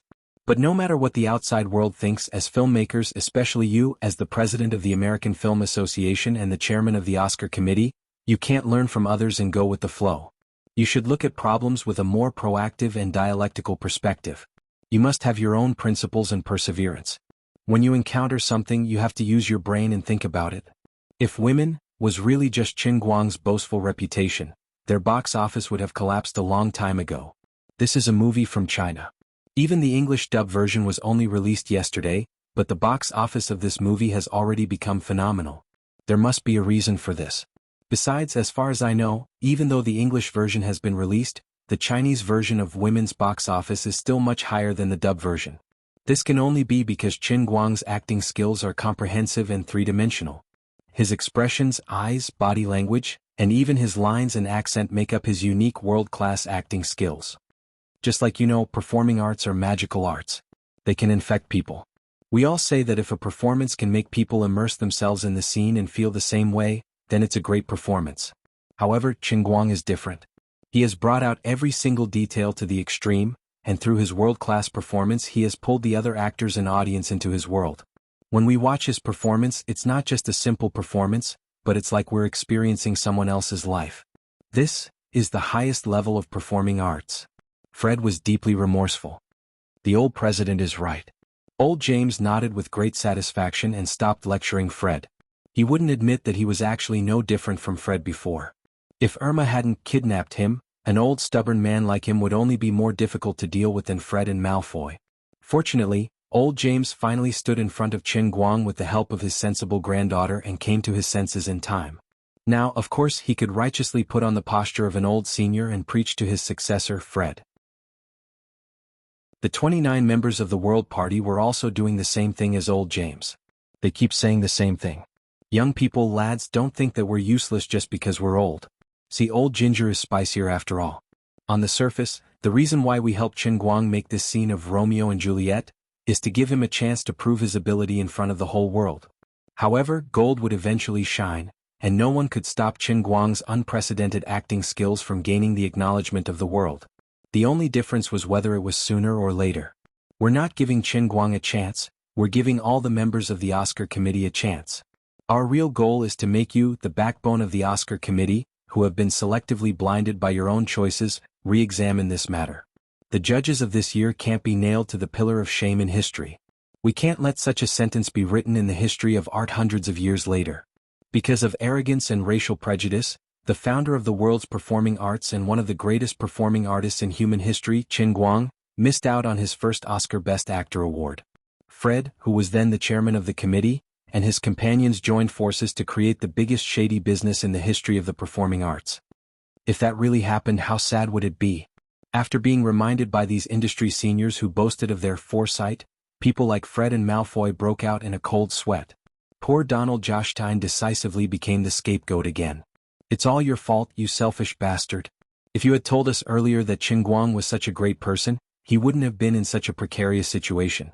Apart from these people, the audiences in front of their computers and televisions all over the world weren't any better. Those who had already gone to the cinema to watch women felt that everything was as it should be. As for those who had never been to the cinema for various reasons, perhaps because they were boycotted or because they were busy or for some other reason, or because they didn't understand the monograph on World's Pie, their faces were flushed with embarrassment. Those in China who had mocked Qin Guang on the internet for losing face overseas felt like they were struck by lightning. They wondered if they should take a few days of sick leave to hide. Once again they secretly regretted in their hearts. Why were I so stupid? Why didn't I learn from my mistakes? Damn it, Qin Guang is a pit and he makes me fall into it every time. I'm so angry that I forget the pain every time the scar is healed. Why don't you fail once? Forget it, I'll call the cake shop and order a brownish yellow spiral cake. There are a lot of people who want to eat sh*t now, and I definitely won't be able to make it in time for the hot one. I'll just use a cake with a similar color to top it off. What? The coffee-colored cream is gone? Can't you just buy some Dove powder and sprinkle it? In less than a minute after Qin Guang took off his mask, it could be said to have shocked the world. At the same time, it also brought a lot of business to cake shops all over the world, especially in China. Sensing the cheers coming from below the stage and the gazes of worship from the audience, Qin Guang's heart calmed down. The old man had finally settled this **t incident.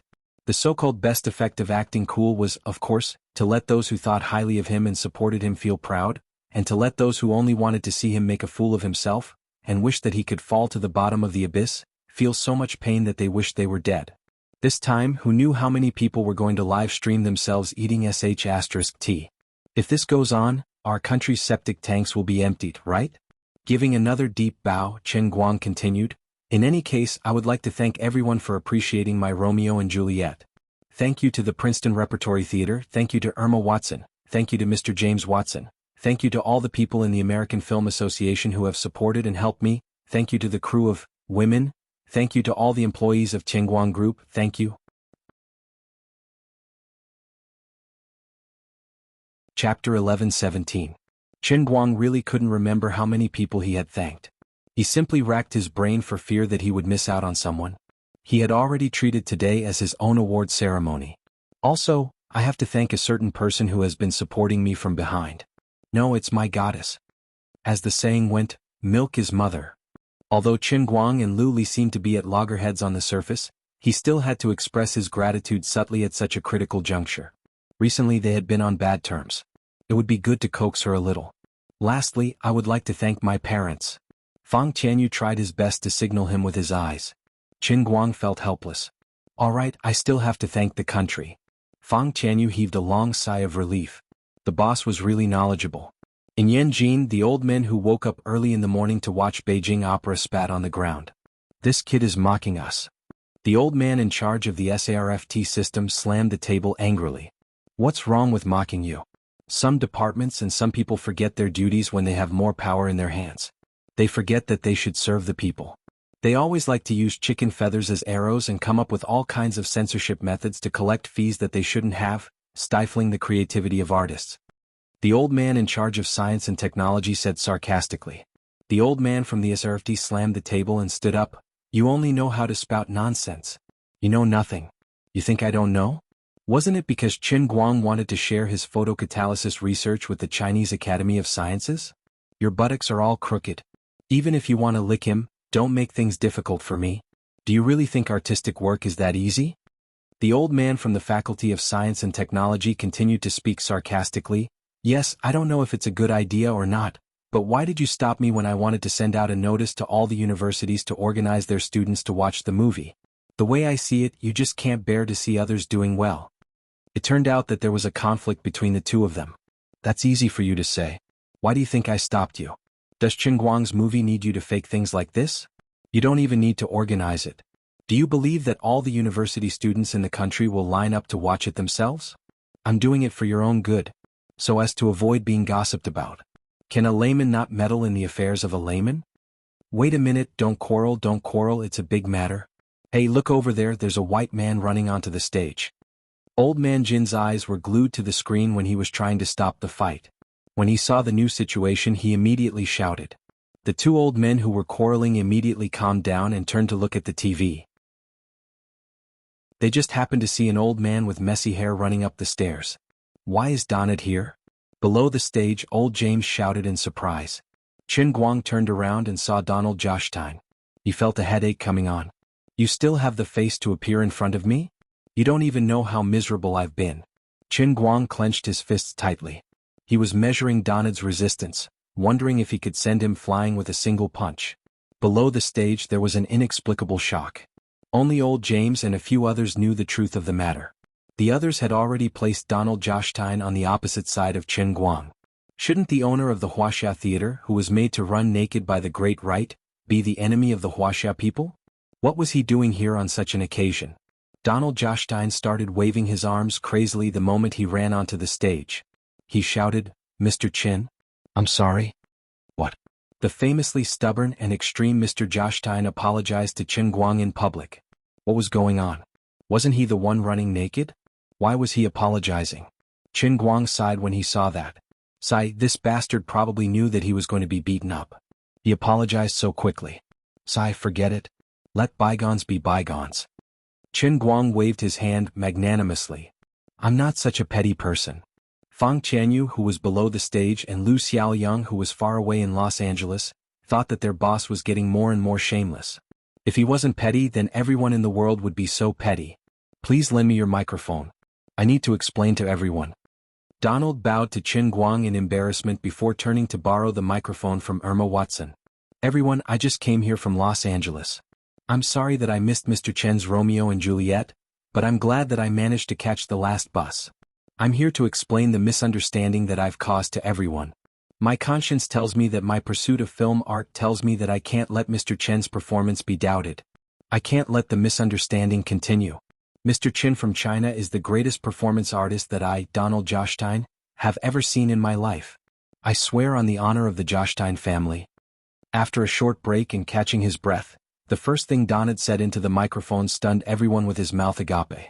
Then why did Mr. Jostein run naked in the Chinese theater? Not far away from the stage, the reporter decisively made a professional response and loudly asked this very sharp question. Everyone thought that Donald would at least be embarrassed. After all, he only wore a tie and checkered underwear, which made him look very funny. He had embarrassed himself. However, not only did he not feel embarrassed, he even had a proud smile on his face. I hope that many years later, my story will resound in the history of art along with Mr. Chen's name. Let me tell you an interesting story. 3 minutes later, Don had finished the whole story with an emotional voice. In the beginning he looked down on Qin Guang, to the ridiculous bet he made with Tang Xiao, and when Qin Guang received the support of many famous figures in the industry, he still felt indignant in his heart. He felt that the art of film was being humiliated. Later, with the help of his wife, Jenny Jostein, he finally let go of his prejudice and flipped open the first volume of World School of Performing Arts, with Qin Guang's face on it. Then he was fiercely shocked. He was so shocked by the bold and imaginative new theories in the book that his face turned red with embarrassment. The next day, as the owner of the Chinese theater, he sneaked into his own theater in disguise. He finally felt what it meant to be a real world school. Yes, I finally understood my lowliness. He finally understood my foolishness. At that time, I finally understood why Qin Guang would bring his women across the ocean to Hollywood. Even though he knew that his actions would bring him endless resistance. He must have known that people like me would be an obstacle in his way. Everything he did was because he couldn't wait to contribute his great achievements to the world. No matter how much resistance there was, he was willing to pay for it himself. What a great feeling. Mr. Chin is such a great person. In order to defend true art, in order to make the light of art even more dazzling, he charged forward like a brave soldier on the battlefield. Compared to his greatness, I was so ridiculous and stupid. I felt so ashamed that I couldn't sleep at night. I just wanted to do something to get rid of the torture in my heart so that I could calm down and continue to study the great world faction.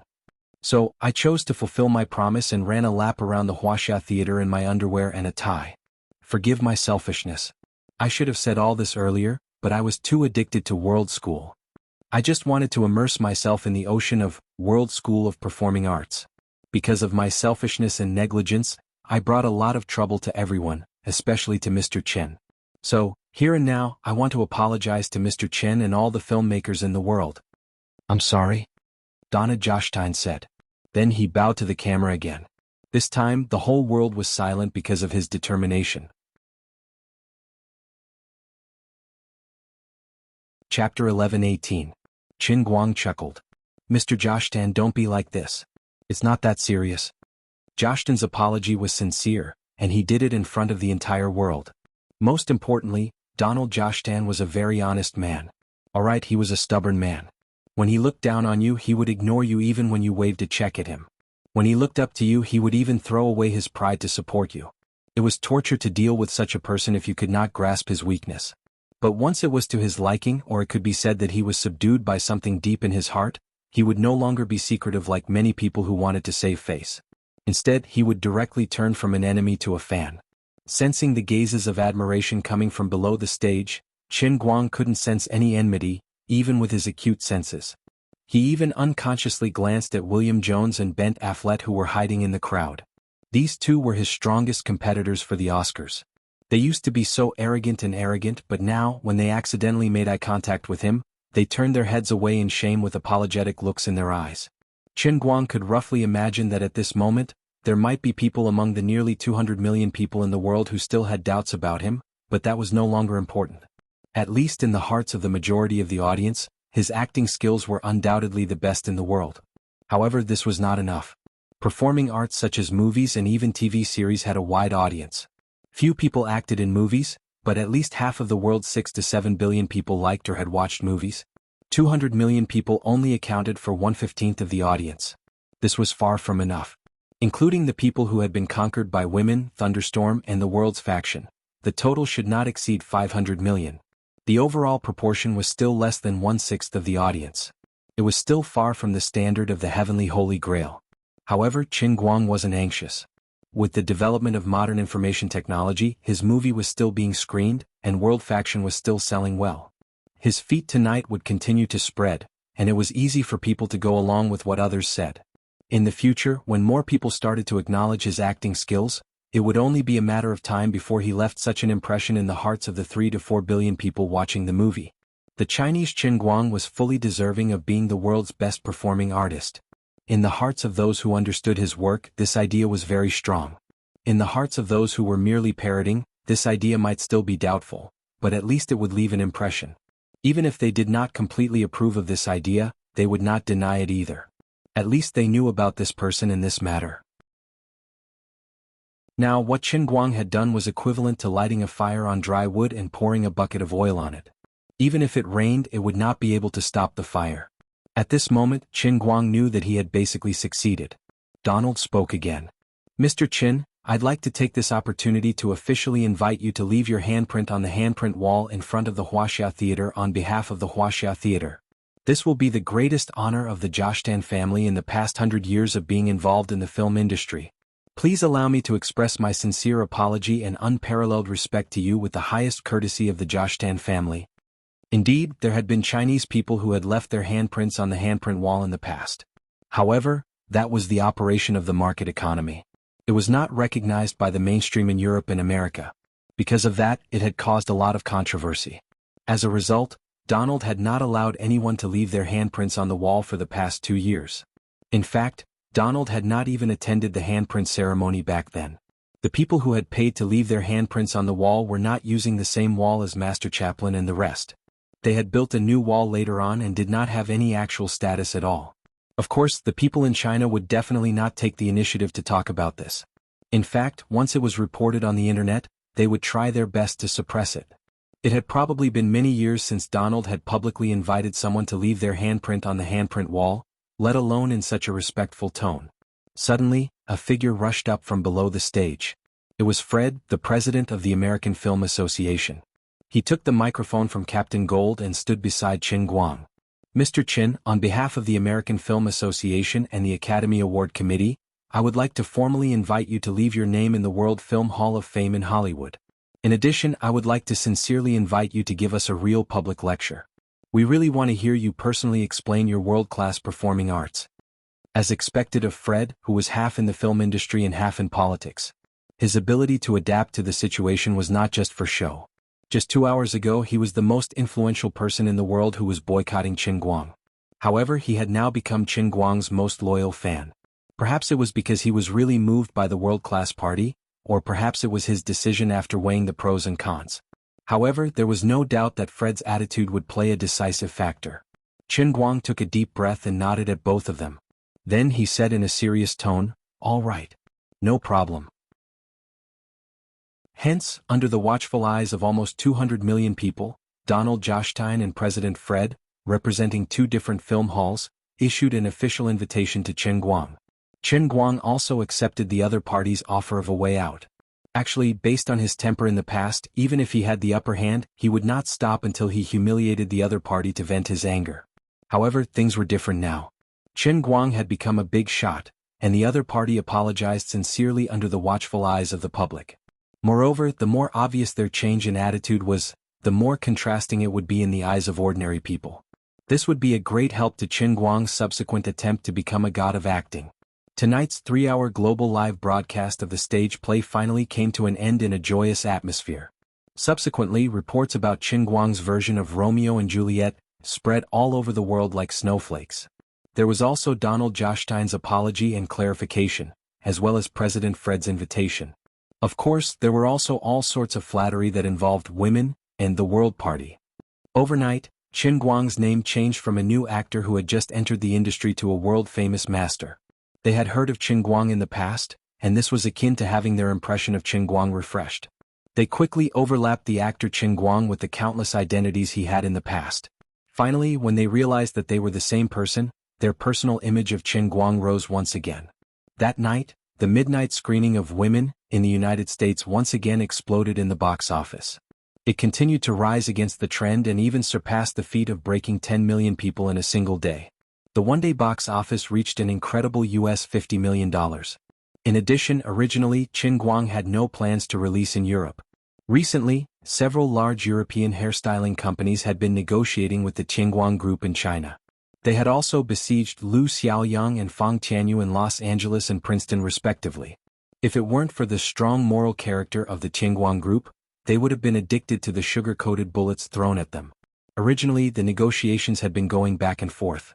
Because the price in terms of both parties hadn't reached a completely satisfactory level within the Qin Guang Group, they hadn't been able to come to an agreement. As for Qin Guang's opinion, when Fang Tianyu asked him, this was what he said. "Don't talk to me about these trivial matters. Anyway, I only have one request. We've spent so much money here. Since the European side has taken the initiative to come to us, of course we have to take the money. Most importantly, they have to ensure the transparency of the screening schedule and box office statistics. As for the distribution of the box office, you guys know better than me. Anyway, the more money, the better. The more people watching the film, the better. I don't care about anything else, I only care about the results. Now, after tonight's events, the distribution companies in Europe, Oceania, South America, and even Africa, who refused to make any concessions in the previous negotiations, almost collapsed. Originally, they could still insist on the conditions because they had made up their minds that if they couldn't come to an agreement, they would let the domestic distribution companies unite and not import the film. However, now that Qin Guang's Romeo and Juliet had exploded in the word of mouth, the local audiences who had been waiting for a long time for a blockbuster were unhappy and started to protest. In addition, when the benefits weren't tempting enough, they could unite and not import the film. But now, the potential benefits were enough to move everyone. Almost everyone knew that once a film like Women was introduced, it would be like an old hen that laid golden eggs. The business world was like a battlefield. Who could resist such a temptation? In the end, almost all the distribution companies in all the continents reached an agreement in an instant. They went from working together to not importing the films to working together to import them. Apart from that, they made appropriate concessions in terms of box office revenue, but gave preferential terms in terms of the screening rate, which was enough to move people. That night, matters related to the introduction and distribution of Women in other continents were almost finalized. As for the Asia-Pacific region, everything was handed over to Qianda Pictures, which was one of the investors. In addition, the follow-up development of the audio and video copyright of Qin Guang's version of Romeo and Juliet was also handled by Fang Tianyu and Lu Xiaoyang, who were in the United States. Although the Princeton Drama Troupe was responsible for this matter, and it was led by Old James and the others, all the expenses came from Qin Guang's account. When Qin Guang asked Fang Tianyu to complete the funding, he had already signed the relevant contract for the entire program's copyright. The Princeton Drama Troupe took the money, but the copyright belonged to the Tianguang Group. In addition, that night, Zhuo Jingxi, Hua Ling, and Zhong Yu stayed in the Prince Laboratory Industrial Park under the protection of Auntie Mei. They were busy all night. Fang Tianyu and Lu Xiaoyang were also extremely busy. Only Qin Guang was comfortably lying in the hotel like a deity. 1 minute on stage was 10 years of hard work off stage. Although it only took him a moment to learn acting in the real world, he had suffered a lot in the world of cups. In order to achieve the most perfect performance, Qin Guang was also in a state of desperation. Not only did he drag everyone into the play, but he was also deeply immersed in the play. Although his mind was far more tenacious than ordinary people, he was still a little tired. He slept soundly, and when he opened his eyes, it was already the next day. Chapter 11:19. It was time to leave Princeton. Before leaving, Qin Guang first went to Prince's laboratory. Under the gaze of Bravo and Wurtzman, Qin Guang walked straight into the experimental area that was temporarily allocated to Zhuo Jingxi. Practically all of the most advanced and core equipment in the Prince Laboratory's photocatalysis field was gathered in this region. It was so much so that the Prince Laboratory even took the initiative to purchase equipment and raw materials worth $50 million to meet Qin Guang's requirements. However, Zhuo Jingxi and Qin Guang didn't leave any loopholes for them. The list of raw materials was 5 times the actual variety. This was to confuse the public and prevent technical leaks. In addition, all of the equipment for weighing and sampling were purchased by Zhuo Jingxi. In this area of the laboratory building, 3 other professional agents from the Chinese military carried out a complete transformation. At the same time, the network connection was cut off, cutting off the possibility of Prince's spying. Any equipment that might leave traces of operation had their memory chips purchased by Zhuo Jingxi. Equipment that didn't have a replacement chip was not allowed to be used. In addition, other than Zhuo Jingxi, Hua Ling, and Zhong Yu, no one else was allowed to enter. Even Bravo and Wurtzman belonged to this category of outsiders. In order to achieve a foolproof effect, Qin Guang even borrowed some professional security personnel from the Chinese Academy of Sciences to act as security consultants and staff. They were strictly guarded 24 hours a day. There was only one purpose, which was to blatantly occupy the scientific research resources of Prince's laboratory without leaving any loopholes. After all, in the world's scientific research field, there were too many examples of losses due to leaks. It was important to be wary of others. Bravo and Wurtzman were both angry and helpless when faced with Chen Guang and Zhuo Jingxi's attitude. They felt like Chen Guang was too much. Now that they knew how powerful Chen Guang was, even if they were given a chance and a loophole, they wouldn't dare to pry. The patent rights for the 5 formulas that they published had been officially registered with the assistance of Baker Law Firm, and it was a global patent. Even if he stole Chen Guang's patent, with Chen Guang's current global reputation, and at the same time he did not lack money to fight a lawsuit, so it was impossible for him to try to get involved. Moreover, getting Chen Guang's technical support was more beneficial than stealing these 5 patents. Now that he had offended him, it was hard to guarantee that he wouldn't simply unite all the other companies that still relied on him. Then he would be in an extremely passive position. Wazida and Sanmei, the 2 people who were excluded in advance, might take the risk in desperation, but Prince, who already had a stable income, was absolutely not interested in seeking his own death. "Hey Teacher Zhuo, I'm going back to Los Angeles now." Outside the laboratory, Chen Guang looked at Zhuo Jingxi, who was wearing a white coat, through the dust-free glass. Prince had provided the highest-level dust-free laboratory. The conditions were much better than Gokyo University's, but there were still some inconveniences. "Okay, you go ahead and wait for my good news. I'll try to make all of them for you in a month and a half," Zhuo Jingxi said with a smile. Chen Guang was a little annoyed. How could we not kiss each other affectionately? This time he met Teacher Zhuo in Princeton, but he didn't get to drink any soup. He felt so miserable. "I'm a bit reluctant to leave you. How about we don't do anything today? Let's go have a meal to celebrate? I feel like everything has been going well recently." Zhuo Jingxi just smiled and did not say anything. She was not a child anymore. How could she not understand Chen Guang's intentions? "No, this isn't a school and it's not a verification experiment. Today is a very important synthesis step. I can't leave." "Oh, you're a big shot that attracts the attention of the world. Time is precious to you and I really can't leave. Wait until I'm done with the things on hand and complete the conversion of the results of these 5 formulas. Your Tongshan factory will be safe, and your laboratory will be built. When that time comes you can do whatever you want, okay?" Zhuo Jingxi was soft-hearted. She looked at Chen Guang's eager face and teased him through the glass. Chen Guang sighed in his heart. Time is precious, but isn't a night worth 1,000 gold? Also, how can things be done in this world? There will be a lot of other things to do. He had to achieve his dreams and pursue his career, but he also had to improve his quality of life, right? "Oh yeah, have you thought about the name of your laboratory?" Zhuo Jingxi asked again. Chen Guang was too lazy to think about it. "I don't have time to care about this. I'll decide when the time comes." Teacher Zhuo, come quickly, ignore Chen Guang. On the other side, Hua Ling started to urge him again for some reason. Zhuo Jingxi quickly said goodbye to Chen Guang. "Go do what you need to do, I'll go first. Don't worry about me, we arrange for people to stay in the laboratory every day, it's safe." Chen Guang nodded helplessly, said goodbye to Auntie Mei, who was sitting next to him drinking tea and reading, and left with a bitter smile. Chen Guang boarded the plane alone at 9 o'clock. 9 hours later, around 7 o'clock in the evening, he successfully arrived at LAX. Fang Tianyu did not follow him back. Instead, he was left in Princeton to deal with the aftermath of Luo and Zhu. Chen Guang also asked him to assist Zhuo Jingxi. The handprint wall ceremony was delayed by a day, to tomorrow evening. This way they would have more time to prepare for the ceremony.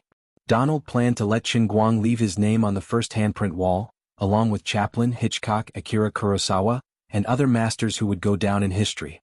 Moreover, Donald even wanted to write such a note under Chen Guang's handprint. The founder of the World School of Performing Arts, the youngest master in the history of film, the great artist who brought the performing arts into a new era. In addition, the members of the Film Association, including President Fred, Malfoy, Old James and others, had flown back to Los Angeles earlier than Chen Guang. They were preparing for the World Film Hall of Fame ceremony the day after tomorrow.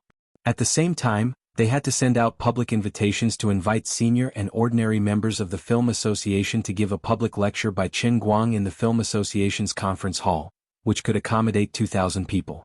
The specific content and video of the lecture would be promoted to all parts of the world in the form of teaching materials under the promotion of the Film Association.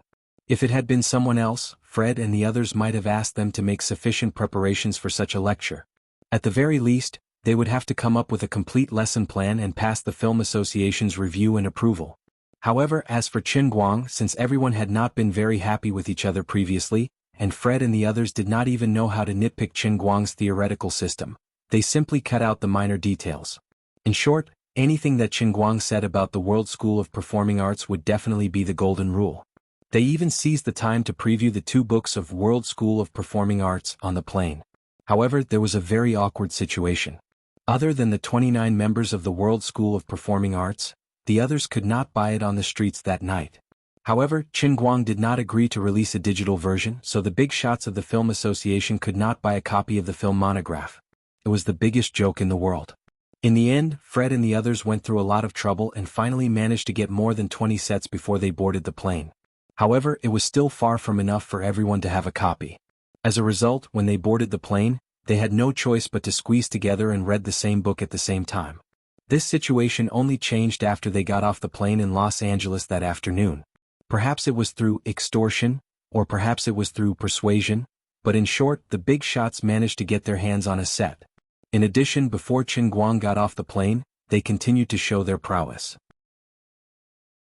Under Donald's lead, they directly charged into the spare viewing hall of the Wuxia Theater in Hollywood and booked it, or they used the privileges of the association to take the digital source to the small screening hall in Fred's house, or they secretly went to someone's house to watch.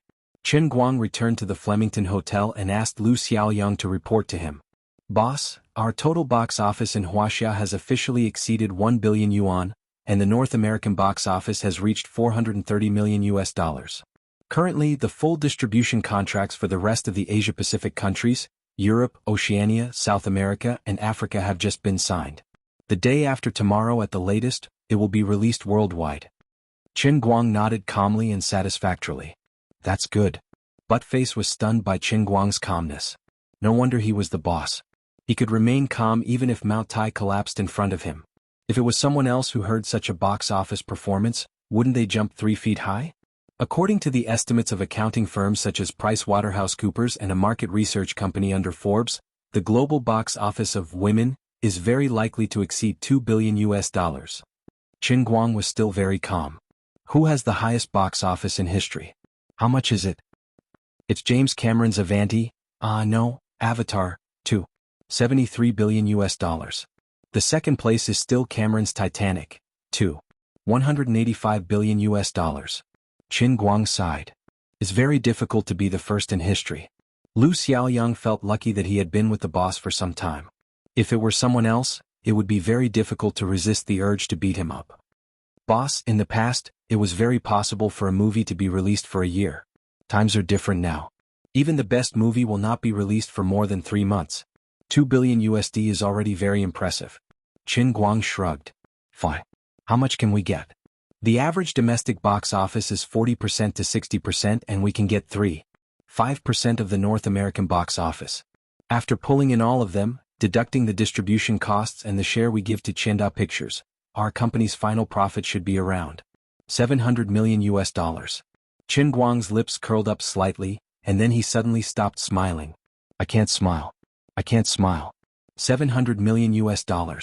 I can only get tens of thousands of RMB a month from a female student in a film school. With so much money, if I were to do bad things, how much can I get?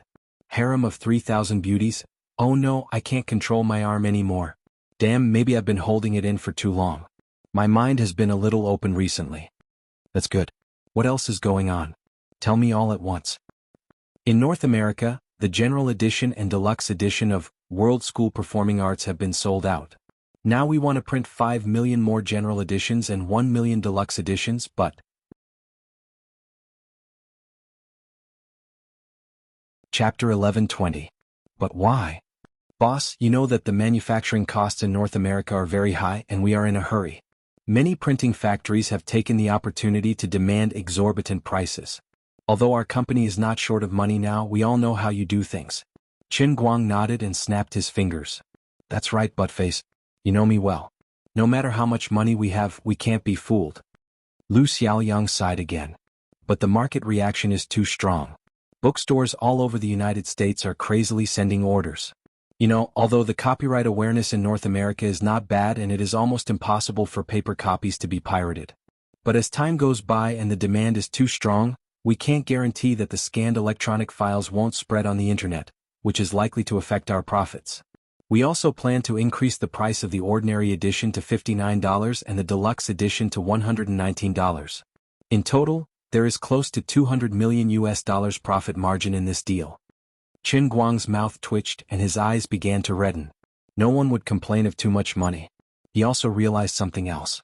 Although after last night's battle, he was one step closer to the statue of Best Actor, and there was a faint feeling of budding in his heart, the statue still hadn't appeared. Of course, the sooner the battle was over, the better. It was indeed necessary to solve the problem of the shortage of the world faction as soon as possible. He tried to look calm, but it was very difficult. Then we should increase the print run. But the price of the printers is really high. Qin Guang also sighed. The old man had been in the business for many years and had never suffered losses in silence. Could it be that he had no choice but to admit defeat under the corruption of capitalism? Forget it. How much do they want? Lu Xiaoyang said with a bitter face. We contacted several companies. The average price of the ordinary edition is about $48, and the deluxe edition is about $80, which is twice their actual cost. Qin Guang pounded the table. This is unacceptable. Lu Xiaoyang also felt that this was unacceptable, but he couldn't think of a good solution. Just as he was thinking about this, his cell phone rang. He picked it up and saw that it was Yu Hong calling from China. It was past 9 o'clock in the evening there. He didn't know what Yu Hong was so urgent about. It's old Yu's call. Boss, I'll take it first. It's midnight in China. Lu Xiaoyang explained to Qin Guang and answered the call. What's up, old Yu? To make a long story short, I'm currently discussing something with my boss. On the phone, Yu Hong seemed to want to say something, but in the end he still opened his mouth and said, there's a little situation in the country. Xiao Lu, don't be in a hurry to tell the boss. Qin Guang's ears were sharp and he could hear everything clearly. With the old man's ears, did he even need to turn on the speaker? Yu Hong's sneaky "don't tell the boss" was as loud as thunder. They had rebelled. The team was too big and the people's hearts were scattered. It was not easy to lead the team. Even an honest person like old Yu wanted to hide something from him. This was intolerable. Qin Guang snatched the phone from Lu Xiaoyang. Old Yu, what's up? Why can't you tell me? Boss, did you hear that? Yu Hong was embarrassed. Qin Guang snorted. Of course. My ears are sharp. But old Yu, don't worry. I won't blame you. We're working together and I have 100% trust in all of you. If there's anything wrong with your work, we can talk about it. I'm easy to talk to. You should know me. Yu Hong hesitated for a while. That, boss, I'll tell you? Go ahead. Don't worry and speak boldly. Qin Guang looked as if he was a magnanimous person who wouldn't hold a grudge against a lowly person. After that, he turned on the hands-free mode and gave a hand gesture to Lu Xiaoyang before making a reassuring expression. His body language and expression were basically saying, we've been working together for a long time. As long as it's not an unforgivable mistake in principle, I won't argue with you. Actually, this is not our problem. Alright, we also have some problems. But it's more of your problem, boss. Yu Hong spouted a whole bunch of strange words. Qin Guang felt that there was a hidden meaning in Yu Hong's words. Can you stop with the tongue twister? Old Yu, why are you getting more and more dishonest? Qin Guang pretended to be angry. Yu Hong finally said helplessly. There's a problem with the publishing and distribution of World School Performing Arts. Qin Guang was unhappy. What's wrong? We are robbing people in North America and asking for a high price. Are the printing factories in China doing the same? Yu Hong, no. This is not the case. It's another situation. Boss, the 10 million sets that you specifically mentioned before have all been printed, but the sales after the launch are a little awkward. How is that possible? Qin Guang was confused. He thought to himself that it was impossible. He was doing well in the foreigner's territory and he was even out of stock. Why did his own people not buy it? What kind of world is this? Why are those evil trolls targeting me? Is there a limit to your worship of foreigners? As a fellow Chinese, I have succeeded. Why can't you see me doing well? The old man's plan to win the Best Actor award was based in China. How could this be? People's hearts are not what they used to be. It's sad and lamentable. Mr. Lu Sun once said, forget it. I won't quote the classics. Anyway, I've been tricked by my own people this time. Qin Guang was heartbroken. What is this? Old Yu, you don't know how popular World School Performing Arts is in North America. I really didn't expect that my family in China is dragging me down. Boss, it's not easy to sell the full English version in China. After all, it's difficult for ordinary readers to read it. Qin Guang's expression suddenly froze. Ah. Then he grabbed the phone and turned to look at Lu Xiaoyang. Buttface, is the full English version printed in China? Lu Xiaoyang nodded with a bitter face. That's right. Boss, you only wrote the English version. We were in a hurry to print it. You didn't even have time to translate it. We didn't have enough time to find someone else to translate it. We wanted to print a few copies first to test the waters, but you insisted that we print 10 million copies. The cost of printing in China is lower, but the total cost of 10 million copies is more than 200 million renminbi. Yu Hong was also saying something similar on the phone, but it was more practical. Well, boss, these printing houses only took part of the deposit from us because of the reputation of the Qingguang Group and the impressive box office of Women. But now all the books have been printed, and they are all piled up in the warehouse of our cooperative publishing house.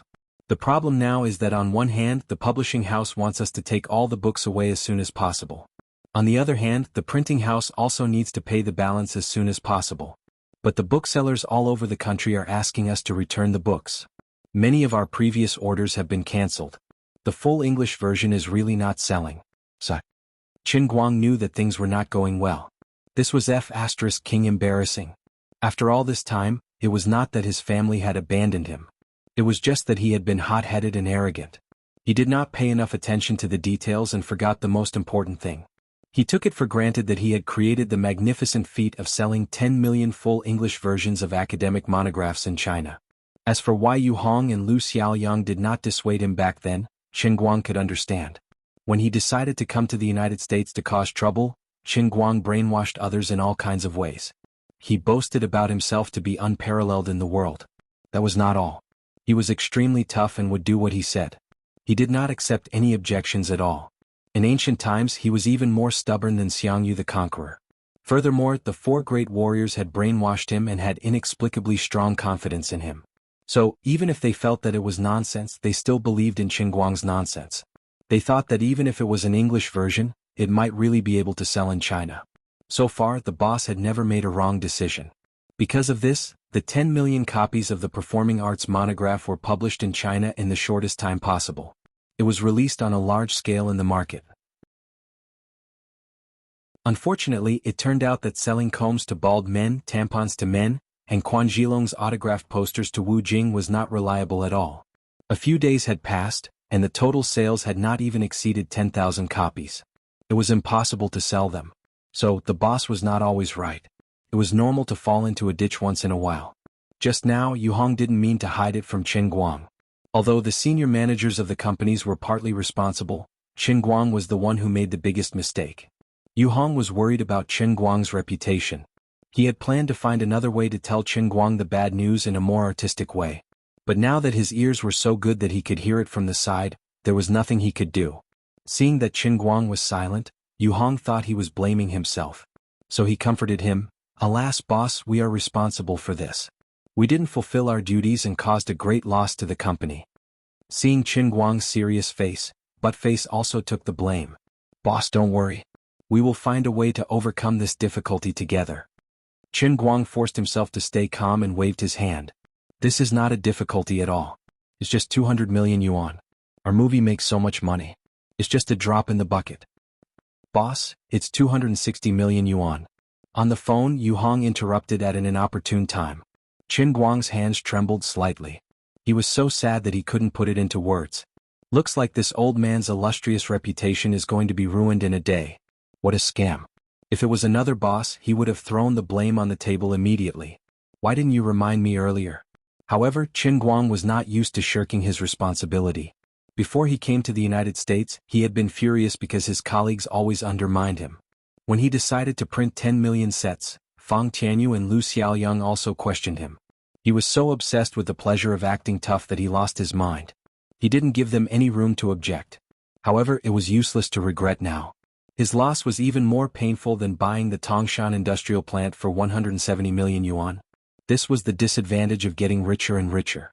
When he was poor, he made a stupid mistake and was cheated online. The loss was only about 1,000 yuan. Now he was so rich that his loss was as high as 260 million yuan because of his carelessness. Although he was making money on the movie side, it was sad to lose money on the other side. He forced himself to stay awake. "Aha, this is a small matter. Don't worry about the details. I let go of the microphone and yawned, but my mind was spinning rapidly as I tried to think of a way to escape. Faced with this situation, how should I turn the tide? He could admit that he lost money, but he couldn't admit that he lost money. This would stain his glorious image in the eyes of his employees. He must think of a way to turn the tide as soon as possible. Suddenly, his mind seemed to be enlightened. Ding dong. I got it. The Qin Guang in Lu Xiaoyang's eyes suddenly stopped frowning. Not only that, the corners of his eyes began to bend slightly, and his mouth began to smile.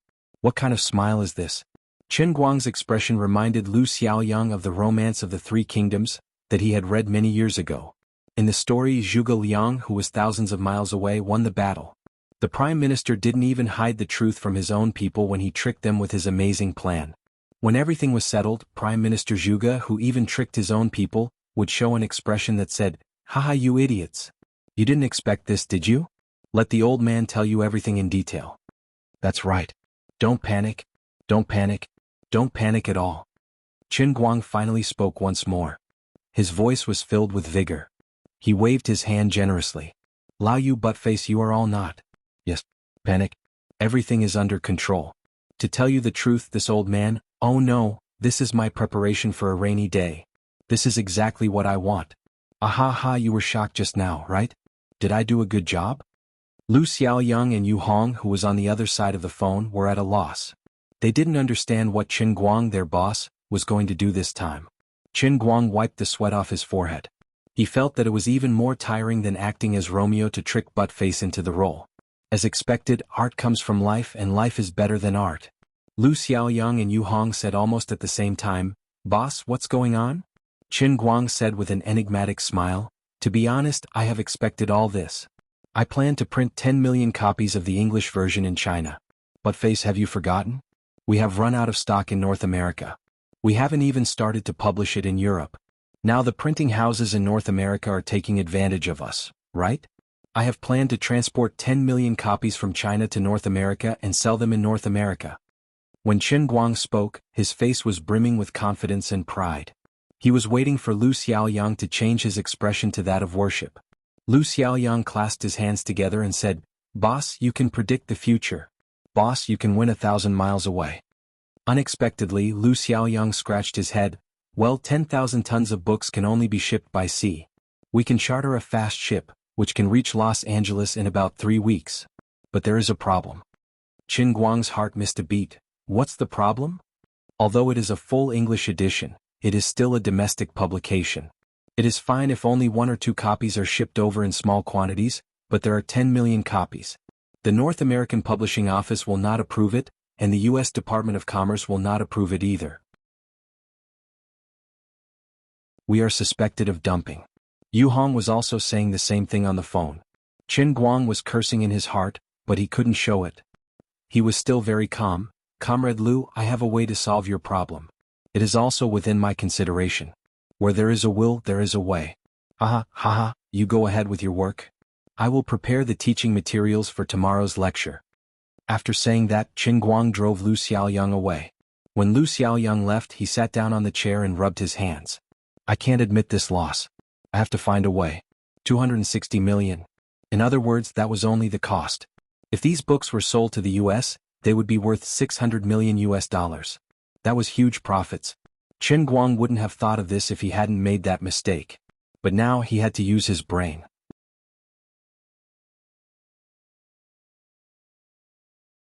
Chapter 11:21. Half an hour later, Lu Xiaoyang and Fang Tianyu came up with a temporary solution. First, they will promote overseas purchasing in the US. They will tell the rest of the world, especially the English-speaking audiences, that there are tens of millions of English versions of World Faction on sale in China. It's not only the Chinese who buy overseas products. Foreigners can also buy Chinese products. If you are in a hurry and want to see the secrets of World Faction, don't hesitate to pick up your phone and call the purchasing hotline. Shunfeng oversees direct plane delivery to your home. Other than that, you can also log into Amazon. There are many global merchants waiting for you there. This is knowledge, and the earlier you buy it, the earlier you can stand out from the crowd. What? Someone thinks the $10 postage is too expensive? This must be because your pursuit of acting is not strong enough, and you are not loyal enough to the world's best actor. Lu Xiaoyang reported this idea to Qin Guang, and Qin Guang did not comment on it. He will sell as much as he can first. The cost of shipping by air was indeed too high, and the company couldn't afford it. If the cost was shared among all the consumers, and the consumers had to bear it themselves, it was indeed a good solution. However, the quantity should not be too large. Selling hundreds of thousands of sets from overseas was probably the limit. Fine. Let's do it this way. I have no objections, but this is not my main idea. You all go ahead. After hanging up the call with Lu Xiaoyang, Qin Guang secretly called Tang Xiaokai about this matter. Tang Xiaokai's reply is the same. It is not difficult to ship the goods over. The difficult part is how to legally sell the goods in North America. Lu Xiaokai can help by using his connections with the U.S. Department of Commerce. But the results are not guaranteed. Their international friends were very strange. When they found you pleasing to the eye, or when you were selling rare resources such as rare earth minerals, they would never talk about anti-dumping with you. No matter how many you bring, they will buy the same amount without any hesitation. But if it is a finished product or a cultural publication, they will have thousands of rules to explain to you. It is hard to deal with. No matter who it was, they didn't care about connections, they only cared about money. 10 million sets of Huaxia's publications were shipped to the U.S., which meant that the U.S. publishing and printing market would be hit hard. It meant that the U.S.'s GDP of hundreds of millions of U.S. dollars would disappear out of thin air. The United States also has workers, and American workers also have to eat and drink. With so much GDP evaporated, the businesses here would lose a lot of revenue. Their publishing and printing industries would be affected, and many people would lose a lot of income. This was a very long-term effect. No matter which country in the world, the management of cultural publications such as audiovisual products and books was very strict. There were many reasons for this, but it could be summed up in one word: there's no way. After hanging up the call with Tang Xiaokai, Qin Guang began to rack his brains for a solution. He waited until the afternoon, but still couldn't come up with any effective methods to deal with this matter. On the other side, although he looked confident and everything was under control, the four Vajras of the Qingguang group did not stop showing their prowess. After thinking about it, there was really only one other way besides smuggling. This method sounded simple, but it could be summed up in 5 words: the boss has the final say. At noon, Qin Guang dyed his hair back to black. After a long struggle, he didn't really care. However, he had received a call from his mother, who asked him about yesterday's Romeo and Juliet. His mother, Feng Rong, was very satisfied with his performance. Just before hanging up the phone, she threw him this sentence: "Oh, that hair of yours is a wig, right? I'm so nervous. Let me tell you, the youngest son of Auntie Lu next door dyed his hair a few days ago. His feces were yellow, and he looked neither like a man nor a woman. He was beaten up by his father, screaming like a pig being slaughtered. It was really miserable." "Ah, wig, of course it's a wig. How could I possibly dye my hair? Even if I shaved my head, I can't dye my hair." Qin Guang pinched his head of golden hair, which was the same as little Li's, and lied with his eyes wide open. This was clearly a naked threat from Mom. After hanging up the phone, he went straight to the hairdressing salon not far from the Flemington Hotel. Under normal circumstances in the North American service industry, there was no one to serve you during lunch breaks. However, Qin Guang had a big face. The television in the hairdressing salon was broadcasting a replay of the UBC television station. Moreover, Qin Guang was waving a shiny HSD in his hand, so he decided to work overtime without any explanation. More than 2 hours before the handover ceremony, Qin Guang dressed up and arrived early at the Huaxia Theater in Hollywood. He met up with Donald Joshtan and James Watson Sr., who were hosting the ceremony. Originally, President Fred had wanted to come first, but considering that he still had to be the one to invite Qin Guang into the International Film Hall of Fame tomorrow, he decided to avoid arousing suspicion today. Donald walked out of the meeting room. "Mr. Qin, many of your friends are waiting for you at the party over there. Some of them will arrive later. Today is a very important day." Qin Guang nodded. "Thank you, Mr. Joshtan, for your help, and thank you, Mr. Watson. Without you, I wouldn't have been able to invite so many big shots." On the way here, Qin Guang had received the guest list sent to him by the staff of the Huaxia Theater. Compared to the incomparably cold premiere 10 days ago, today was like a starry night. The difference was like heaven and earth. Just by counting the names on the list and placing them on the paper, one would be greeted by a dazzling light that could blind one's eyes. For this handover ceremony, the dignified owner of the Huaxia Theater, a veteran of the North American film industry, Donald Joshtan, had gone all out. He had used his connections to sell his face and reputation. Not only that, other senior members of the Film Association, including James Sr., Foreman, Damon, and even Malfoy Bentler, had come forward to make up for the cold shoulder they had given to Chen Guang previously and to repair the relationship between the two parties. After Donald had issued an open invitation to Chen Guang, they had all come up with ideas and made phone calls to rope him in. With these people's qualifications, those who could make them call to invite him would definitely not be small fries. Other than a few people who were all over the world or those who had matters to attend to, basically everyone who received the call would give face to them. There was even a situation where this happened to a good crew and they had to stop filming for the next 2 days. The director brought the entire cast to Los Angeles, planning to attend Chen Guang's handover ceremony today and then attend Chen Guang's public lecture after the ceremony at the World Film Hall of Fame the next day. Stopping filming for 2 days would, of course, result in a huge increase in the cost of filming. The explanation given by these directors to the investors was simple. In the ancient Wuxia saying, sharpening the axe will not delay the work of cutting firewood. They did not come here just to support Chen Guang. Their main purpose was to attend Chen Guang's public lecture and see if they could get their hands on a few copies of The World's Faction that were hard to come by on the market. They did all this to improve the acting skills of the main cast and also to improve their understanding of movies as a director. Everyone's ultimate goal was to make the movie better. What? Boss, why don't we buy The World's Faction ourselves and wait for the video materials for his public lecture? Stop fooling around. First of all, where are we going to buy The World's Faction now? Rob it? Secondly, can the effect of watching the video materials be compared to listening to the lecture live? Do you still want our movie to be good or not? Look at women. There's nothing special about the script and the main cast. It's even in Mandarin with English subtitles, but what about the box office performance? Why don't we learn from them? Do you still want to get rich? With such a good reason, the investors could not say anything and could only let it go. There were already 3 complete main cast teams here, and there would be 5 more before the ceremony started. Old James patted Chen Guang's shoulder happily. Don't thank me. This is our duty and what we should do. Let's go and say hello to everyone. Surrounded by the 2 of them, Chen Guang went straight to the large banquet hall in the Wuxia Theater. Looking around, there was indeed a gathering of celebrities. There were familiar names everywhere, huddled together and whispering to each other. There were people from the entertainment industry, celebrities from the business world, and even some big shots in the political world. Seeing that Chen Guang had arrived, these people turned their heads and waved at Chen Guang enthusiastically. Basically, the National Film Association represented the mainstream attitude of the European and American mainstream towards Chen Guang. Chen Guang had gained the recognition of these people, which was equivalent to breaking into the mainstream values of North America in one fell swoop. Chen Guang had not officially won the Oscar, and the Best Actor award had not been settled yet. It had not been easy for him to make a comeback, so for the time being, he had to save some face for these people who had destroyed his stage. Even if they wanted to settle the score later, he had to endure it first and wait until everything was settled.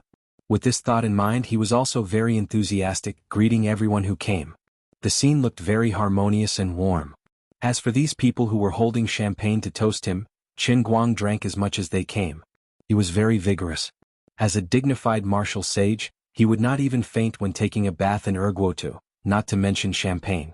In the process of these European and American celebrities contacting Chen Guang, they also changed their previous prejudices against him.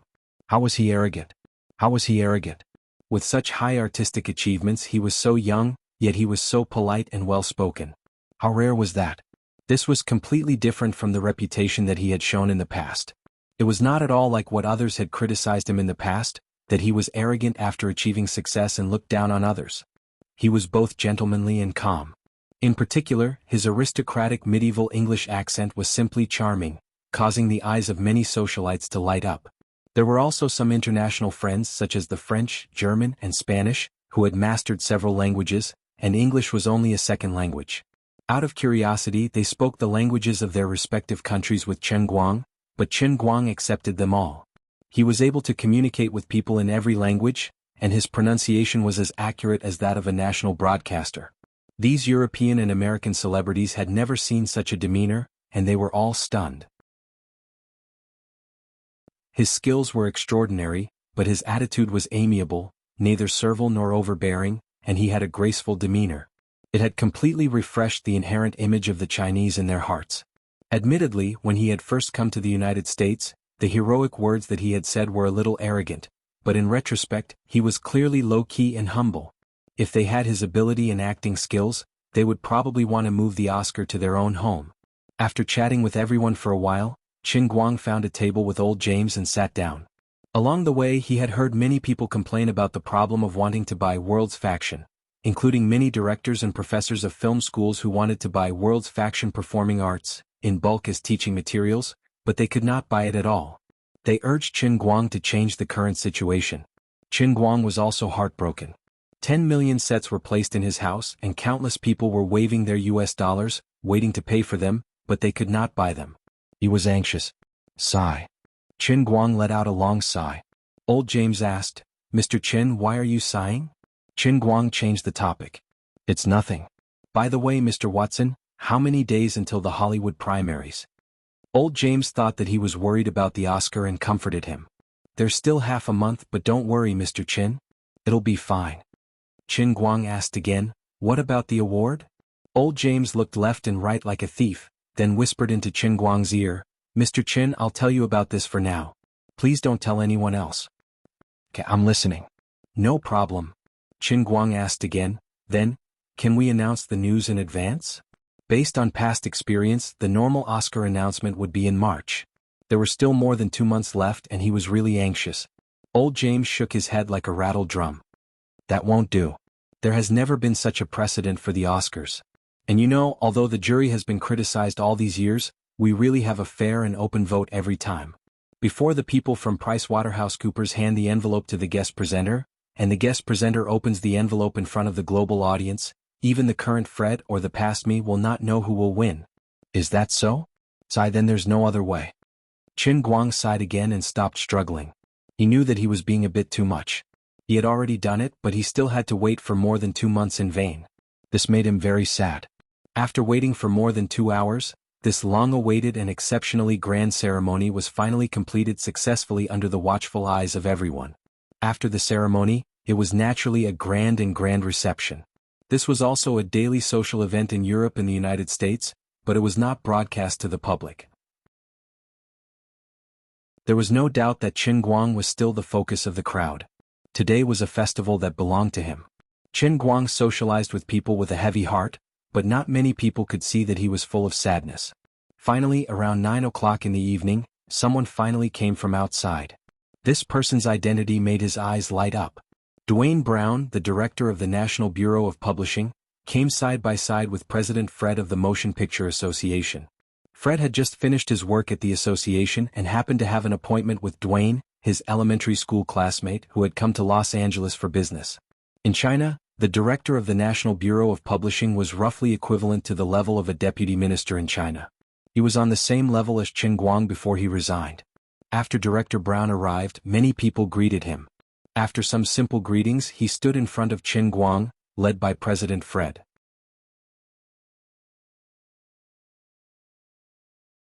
Chapter 11:22. Mr. Qin, let me introduce you. This is my elementary school classmate, Dwayne Brown, the director of the United States Publishing Administration. Dwayne, do you need me to introduce you to Mr. Qin? Director Brown pinched his chin and looked at Qin Guang with a smile. He extended his hand enthusiastically. Mr. Qin, nice to meet you. Qin Guang was overjoyed and squeezed Director Brown's hand. What the F***ck, what is this? A heavenly soldier descending from the heavens? Could it be that my hidden skill is the legendary lucky star and I get what I lack? Sure enough, I have the protagonist's halo. It's my destiny.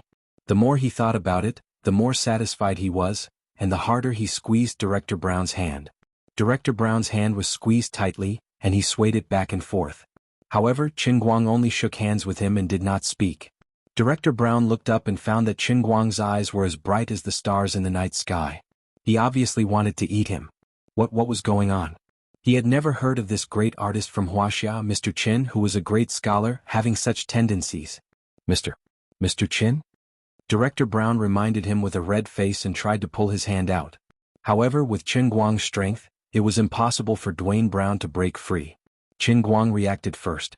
Haha, Mr. Brown, I'm sorry, I forgot myself. I'm very happy to meet you. No, I'm very happy. About half an hour later, Dwayne Brown finally understood why Qin Guang had lost his composure. Qin Guang was more than 10 times more enthusiastic toward him than anyone else. He chased after him the whole time, chatting with him whenever he had the chance. Finally, his fox's tail was exposed. One who is unaccountably solicitous is hiding evil intentions. Director Brown also understood this principle from Wuxia, so he simply asked directly. Qin Guang knew that it was difficult to do such a big thing under the table with the way things were done in Europe and the United States. It was impossible for 10 million sets of publications to flow into America without causing a commotion, and it was impossible that it had nothing to do with the director of the United States Publishing Administration. It was unrealistic to expect Director Brown, whom he had just met, to take some money and secretly stir up trouble. China was fighting corruption and so was Europe and the US. Brown would not take the risk of being imprisoned and offend those publishing and printing companies who were trying to take advantage of him. These companies were backed by large media groups. Touching their money was equivalent to touching their lives. In the democratic land, the influence of business owners and large financial groups on the political world was even stronger than in Wuxia. So, Qin Guang simply said it in front of everyone. First, he talked about how shameless those unscrupulous printing companies were. Then he asked Director Brown if he could sell books from China here. Brown shook his head vigorously. That's impossible. Mr. Qin, I will never agree to your request. Heaven knows how serious the protests will be. It will be fiercely boycotted by the Amalgamated Publishing Union. Not to mention me, even the president doesn't have such a right. Qin Guang looked at this guy and thought to himself. He really wanted to force him into a PY deal. Aren't you talking nonsense? Of course, I know that. I'm asking you to see if there are any loopholes in the system that I can exploit. President Fred, who was next to him, interrupted. Dwayne, is there no other way? I think Mr. Chen's idea is very good.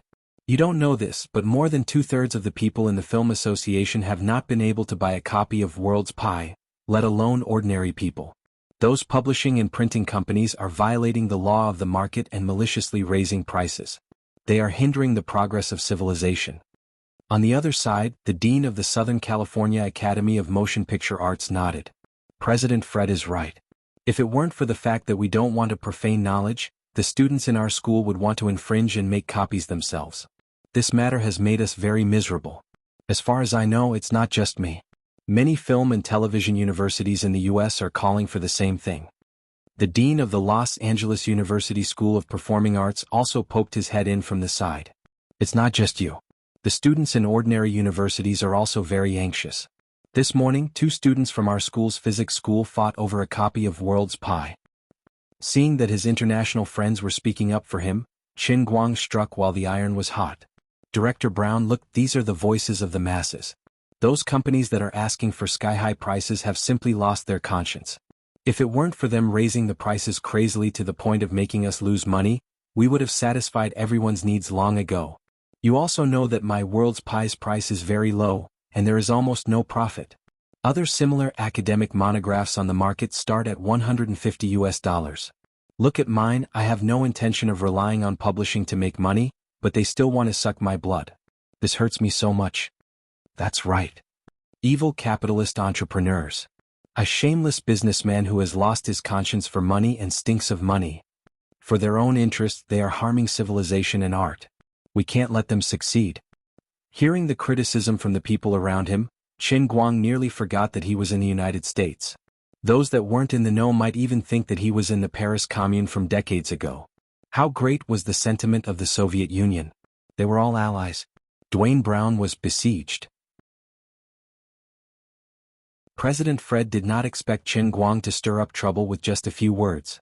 He tried to smooth things over and ease the atmosphere. Dwayne, after all, Mr. Qin has just left his handprint on the wall with great figures like Chaplin and Martin Luther King. Otherwise, given his great achievements, is there any special channel to consider? Director Brown felt helpless. Okay, I have an idea. We can try to list the World's Pie Performing Arts as a UNESCO Intangible Cultural Heritage, and then put this monograph into a special channel for academic introduction. This way we can avoid the relevant regulations of the General Administration of Publishing and the Ministry of Commerce, but we will still have to pay a considerable amount of taxes to compensate the publishing industry. World Intangible Cultural Heritage. Qin Guang's eyes lit up. That's possible. The taxes can't be higher than the cost of printing in North America, right? He really wanted to take a selfie with his phone and post it on Weibo. Accompanying the text, Living World Cultural Heritage. The taxes shouldn't exceed $100 million, but it's very difficult to become a World Cultural Heritage, Mr. Chin. Director Brown said again. Qin Guang asked, why is it difficult? Director Brown shrugged. You know, the approval of World Cultural Heritage is very strict. Irma Watson, who had been eavesdropping, finally couldn't help but interrupt. Is it because Mr. Chin is still alive so it can't be considered a heritage? Shut up, Irma. James Sr. covered Irma Watson's mouth. Qin Guang felt that Irma's words made sense and he couldn't refute them at all. He felt that it was necessary to hang himself and make the heritage a real one. Well, the price was a little too high. It was a big loss. Qin Guang didn't know whether to laugh or cry. Then what should I do? Director Brown thought for a moment. How about this, Mr. Chin? Don't you have a public lecture tomorrow? You can apply to UNESCO now and I'll arrange it at the same time. You'll be teaching here and an expert from the headquarters will evaluate it online. After that, we'll hold a week-long global public vote, and the final online public vote and expert review will be considered. What do you think? No problem. President Fred interrupted. But Mr. Chin, how are the preparation of your materials? Won't this be a little too much pressure for you to teach? Qin Guang waved his hand. This is nothing. It's a piece of cake. After discussing with everyone, they disbanded at around 10 p.m. Before leaving, Qin Guang counted on his fingers. The whole process that Director Brown said would take about 8 or 9 days. But this wasn't important. He could start in China tonight. Regardless of the consequences, whether it would succeed or not, he had to start pulling people in. As long as Dwayne Brown made an opening, it meant that things could be done. It was better than the previous situation where he had no idea where to start. According to this man's words, it seemed that the United UNESCO was something that the US government could deeply interfere with? Forget it. This was a little complicated. Now that the old man was out of the picture, there was no need to care about these details. Back at the Flemington Hotel, Qin Guang first asked Lu Xiaoyang to inform Yu Hong not to ask or say anything. Find a ship now, the kind that could pull 10,000 tons and was extremely fast. It would be best if it could ride the wind and waves with sparks and lightning along the way, and sail at a speed of 70 knots. Well, this wasn't very realistic. China's warships could reach this speed, but the US would not agree. The old men had their own opinions. Finally, Yu Hong set his sights on a luxury cruise ship that had just completed repairs at the port of embarkation and happened to be vacant. It could reach a speed of more than 30 knots. The cost of making such a cruise ship go straight from China's port of embarkation to Los Angeles was as high as millions of dollars, but it was not a problem. It wasn't until the ship was ready that Qin Guang could set off the day after tomorrow at the latest that he felt at ease. He immediately went online and was very satisfied with the almost one-sided public opinion on the internet and TV. After these days of crazy tossing and turning, there was the amazing performance in Brosnan's Cafe, the perfect interpretation of Romeo and Juliet, followed by the 1900 Wave March, followed by the Wall of Signatures, which was the first wall where almost no more candidates were added. Coupled with the continuous rise of women and the increasing reputation of Qin Guang's reputation was rapidly rising, both domestically and internationally. The international clamor to directly award the Best Actor Oscar to Qin Guang was also getting louder and louder. It had only taken him half a month to completely crush The Sunshine Man and July in Florence, which had taken nearly half a year to warm up and invest so much time and energy in the promotion, not to mention the other competitors in the same period. Faced with the social media comments praising him one after another, Qin Guang was so addicted to the likes that he couldn't extricate himself. This was a movie lover with attitude. What kind of situation is this? President Fred and old James are really not in the mood. Why the hell are they voting? If you're a man, you should just give me the Best Actor Oscar. Oh, look at this. He glanced at William Jones's speech that the system had automatically recommended to him. After seeing Qin Guang's Romeo and Juliet live, I couldn't help but become his fanatic fan. I admit that I have been disrespectful to him in the past, and I feel uneasy about it. But I can't deny that I have worked hard for many years to be recognized by the Oscars. This is a dream that I have established since I was 5 years old. This time after filming The Sunshine Man, I almost thought that I had half a hand on the Oscars' legs. But now I've changed my mind. I even want to withdraw from the competition right now, even if the nominations have not yet begun. This year's Oscar can only belong to the Chinese Qin Guang, the greatest international performing artist. Not long after, another competitor, Ben Affleck, also straightforwardly reposted William Jones's tweet. Qin Guang was instantly speechless. Back then these two guys had poured dog blood on his face. If it weren't for the fact that they definitely couldn't beat him, they would have probably fought back then. At today's autograph ceremony, these two didn't show up. Apparently they had returned to Los Angeles together. Qin Guang had thought that the admiration in these two's eyes the night before was fake. He didn't expect them to suddenly do this on social media. Less than 20 minutes later, they seemed to have reached an agreement after an urgent discussion.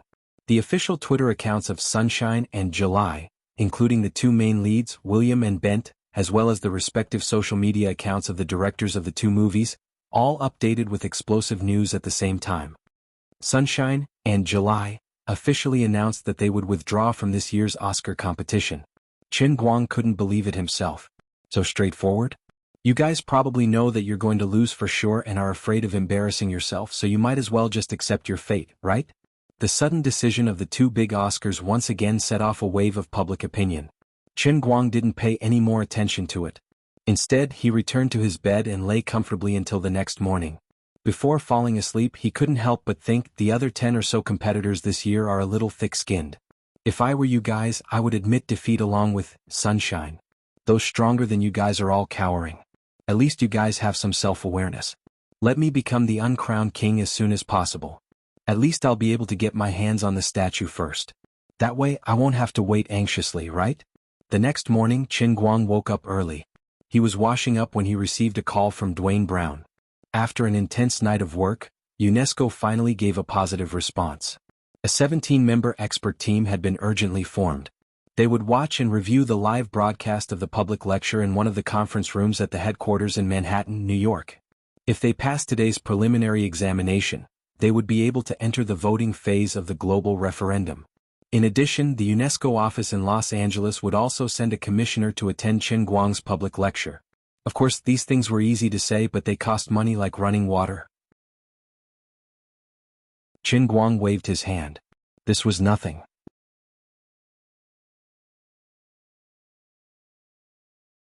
Chapter 11:23. It was different from doing similar things in China. For example, if one wanted to get permission from the SARFT, the fee would be low on the surface, but behind the scenes, the cost would be at least hundreds of thousands of yuan, or even tens of millions of yuan. Because of this, many people criticized the corruption in China, saying that foreigners had a brighter moon. Qin Guang used his own experience to prove that this was all bullshit. They might not have done anything behind the scenes, but they had clearly marked the price. Just like the UNESCO certification review meeting, the 17 experts took an Uber from their homes to the conference room at the headquarters to sit down and talk. They reported a budget on the spot. They did not hide it at all. The total funding for the project and organization activities was $1.7 million. Do you have to be so king honest? Are you afraid that I don't know that you all get a share? If I were a poorer person, this thing would have definitely fallen through. Fortunately, Qin Guang was rich and overbearing. As long as it was something that could be settled with money, it wouldn't be a problem. Anyway, there was still money left. Qin Guang immediately asked Fang Tianyu, who was in Princeton, to transfer the money. After that, he cleaned up and put 2 books under his armpit. He went downstairs and went straight to the headquarters of the American Film Association. For Qin Guang, this place was not special or sacred. However, for the entire North American region and even the world's new filmmakers, this place was full of mystery. Many people even regarded this place as a holy land in their hearts. This was not surprising. Many people who were dedicated to the performing arts were not qualified to set foot on the marble stairs in front of this Baroque building. Almost everyone who appeared here was a famous person in the film industry. Almost every major decision that was closely related to the development of the global film industry came from the conference room in this building. Apart from that, every filmmaker regarded it as a lifelong honor to be able to hold a lecture here. So far, even many Oscar winners have not received such an honor. However, today when Qin Guang stepped out of the car, the dense crowd standing on the stairs burst into applause. Fred, the current president, old James, the former president, and even the white-haired former president, the former president, who had been renowned since the 1960s, were among the people waiting outside the door. Fred was the current president, the former president, who had difficulty standing, and was an old man who had been renowned in the world since the 1960s.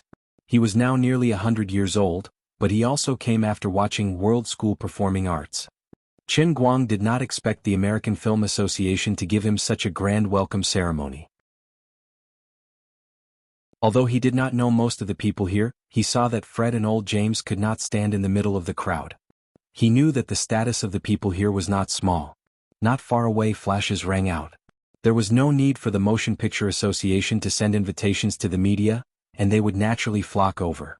Not to mention that the most important guest today was the Chinese, Qin Guang, who had been a hot topic recently. Media people from all over the world had to eat, both in China and abroad. There was even a rumor in the media circle that whoever could take a picture of Qin Guang in the bathroom would become a millionaire. Whoever could take a picture of Qin Guang helping the poor would become a millionaire. Whoever could take a picture of Qin Guang masturbating would become a millionaire. Qin Guang waved enthusiastically at the people and walked straight to President Fred and the others. Everyone chatted for a while and then quickly got to the point. The conference hall was already full of people. Qin Guang, President Fred, and old James were having a simple conversation backstage. Fred pointed to a person in the crowd outside and asked, "Mr. Qin, the person sitting in the second row is a staff member of UNESCO. Do you want to greet him first?" Qin Guang thought about it and shook his head. "No need. By the way, President Fred, will my public lecture be broadcasted live in the United States today?" Fred nodded. "Yes, it will. This is both an award ceremony for the World Film Hall of Fame and your public lecture. Over there is a live broadcast staff from ABC, over there is NBC, and on the other side is Fox. Oh, by the way, UBC, which has been working well with you. We've given them the best live broadcast seats." "Thank you very much." In fact, he could have collected a lot of copyright fees today, but Qin Guang was eager to spread his influence and did not care about the money. On the other side, old James was a little uneasy. "Mr. Qin, where are your lesson plans?" Old James had been carefully looking at the two books under Qin Guang's armpit. He looked left and right and saw that they were the hardcover edition of World Faction, which was publicly available on the market. Qin Guang smiled and pointed to his head. "Here." "Huh." Fred and old James were a little confused for a moment. They wondered if Qin Guang was being too casual. With a smile, Qin Guang continued, "Let me tell the two of you something. I didn't take more than 5 days to finish writing these two books." "What?" Fred and old James exclaimed in unison. "Impossible." The two of them added. Qin Guang only smiled mysteriously. "When you reach my level, you will understand what it means to have everything at your fingertips. My understanding of acting, in fact, these two books only scratched the surface." As Qin Guang spoke, he patted the two books in his hands and stuffed them into old James's hands. "Mr. Watson, since many people haven't bought them yet, why don't you give these two books away? So, shall we start now?" Although Fred was still in shock, he subconsciously felt that Qin Guang would not brag about this. There was no need for that. "Okay, Mr. Chen, let's go." The two walked out side by side. After a few steps, President Fred said, "Mr. Qin, there are actually 2 standards for the World Film Hall of Fame." Qin Guang was stunned. 2 standards? Fred nodded. "Yes, one of them is to hang a portrait over there and leave a name and a brief introduction below." Fred pointed to the wall of the large conference room. Qin Guang glanced over and saw nearly 100 oil paintings hanging on both sides. They looked very much like Newton in his physics textbook when he was in middle school. Qin Guang felt that he's still alive and he's still so young. Yet, his portrait was placed here for others to reminisce about, and it's rather disgusting. What about the other one? He felt that it was better to change his way of thinking. Fred said, "I don't know if Mr. Qin noticed when you got out of the car just now, but there are a total of 9 bronze statues outside our headquarters." Qin Guang nodded. "I noticed. These 9 statues are actually recognized by filmmakers all over the world. They are the 9 predecessors who made the greatest contributions to the art of film since its birth, including Stanislavski, who single-handedly created the C family performance system. We believe that your cosmopolitan performance art is indeed superior to the current expressionist, methodological, and experiential styles. Your personal achievements are comparable to Stanislavski's, so of course you are also qualified to have a statue." Qin Guang almost fell to the ground. Damn, after thinking about it, he felt that it would be better to hang a portrait on the wall. "That's a bit. I'm still alive," Qin Guang said. Fred chuckled. "Mr. Qin, maybe this is what you Chinese are particular about. But in America, in Los Angeles, it's normal for a city hero who is supported by the whole city to have his own statue. You can go outside the Staples Center and take a look. Shaquille O'Neal's statue has just been completed, and Kobe Bryant's statue will be completed soon. Before that, there were statues of West, Kareem Abdul-Jabbar, Johnson, and Hearn. Only then did Qin Guang feel relieved. Is that so? But considering your age and the wide range of hobbies you have shown in the past, everyone felt that it was likely that you would lose interest in movies after you won an Oscar. So, when Damon proposed to erect a statue for you, there were still some objections within our association. After all, the Lakers are just the Lakers of Los Angeles, and the American Film Association is the temple of the entire world of movies. Qin Guang was speechless at President Fred's keen eyes. They were right. After getting the statue of the god of acting, he would only make movies if he was bored out of his mind. So be it. It doesn't matter. So, just this morning we came to an agreement. Please go ahead. Mr. Qin, if your public lecture today can be further improved on the basis of these two books, and your cosmopolitan performance art can become a world intangible cultural heritage, then of course it will have been recognized by the world. Then of course we should erect a statue for you. Is that so? Okay then. In fact, Qin Guang didn't care much about the statue. This wasn't the statue in his own world in a cup. It was nothing more than a symbol. This even reminded him of the statue of the Lord of the Earth that was still standing in the Tongshan industrial factory. It had the same effect and it was very disgusting. At 10 o'clock in the morning, this might be called the most important lesson in the history of the performing arts finally began. More than 2,000 filmmakers from all over the world sat in the conference hall. They had a variety of skin colors and ages. Before this, each of them might have had their own different understanding of movies. For example, Big Beard Deng and Shi Changhe, who were too embarrassed to tell Qin Guang that they had quietly hidden in the crowd. However, after today, perhaps not everyone would become a complete cosmopolitan. They would still have their own styles. But on top of their original style, it was inevitable that they would be covered with a layer of characteristics that only belonged to the world faction. From now on, the world's three major performing arts systems would be merged into one, leaving only the cosmopolitan. But the cosmopolitan would inevitably be divided into several parts. For example, when it came to actors, there would be the expressive cosmopolitan, the methodological cosmopolitan, and the experiential cosmopolitan. When it came to directors, there would be different ideas. Qin Guang summarized the knowledge he had learned from the world in a cup without reservation through this public class.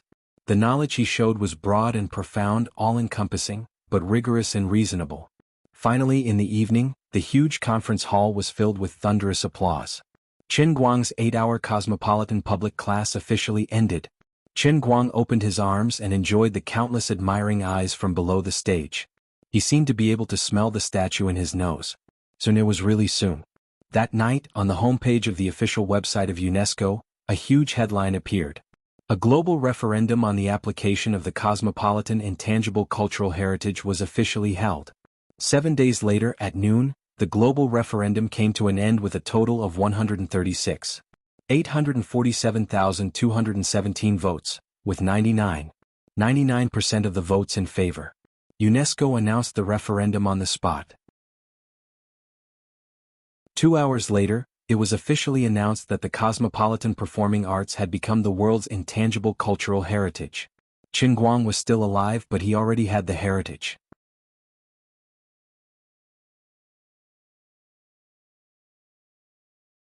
Chapter 11:24. There was no point in staying in Los Angeles anymore. Qin Guang flew to Princeton again, mainly to help Zhuo Jingxi solve some problems with photocatalysis. Although teacher Zhuo had a deep understanding of the 5 God-level formulas after enjoying the double PY transaction, she was still a bit of a cramming method of teaching. Although she had some details in her mind, she still needed some time to summarize them as a whole. By making this trip, Qin Guang could more or less save some time. Unfortunately, he didn't get what he wanted in a certain aspect. He didn't know if Zhuo Jingxi was doing it on purpose or if she was really addicted to it. While Qin Guang was in Princeton, she simply lived in the laboratory and didn't go out at all. A fly couldn't bite a seamless egg. The night before the World Pie Cruise arrived in Los Angeles, Qin Guang returned to Los Angeles. Time passed bit by bit. After all, he cared more about the acting god statue. Another 4 days passed. During this period, with Los Angeles as the starting point, tens of millions of copies of World School Performing Arts spread across the United States like a wave. The publishers who tried to take advantage of Qin Guang finally realized that the situation was not good. They were furious and filed a lawsuit against Qin Guang. Unfortunately, it was of no use. Commissioner Brown took out a list of documents and laid them on the table. No one dared to say anything against it. Then the United Publishing Union went to the Ministry of Commerce, trying to get the Ministry of Commerce to take the lead in filing a lawsuit against Qin Guang, accusing him of smuggling, dumping, and other crimes. However, the Ministry of Commerce reacted very quickly. Even halfway through the cruise, 2 of the pro-China officials in the Ministry of Commerce had already contacted the Baker law firm with Tang Xiaokai's help, and they had made preparations in advance for the upcoming war.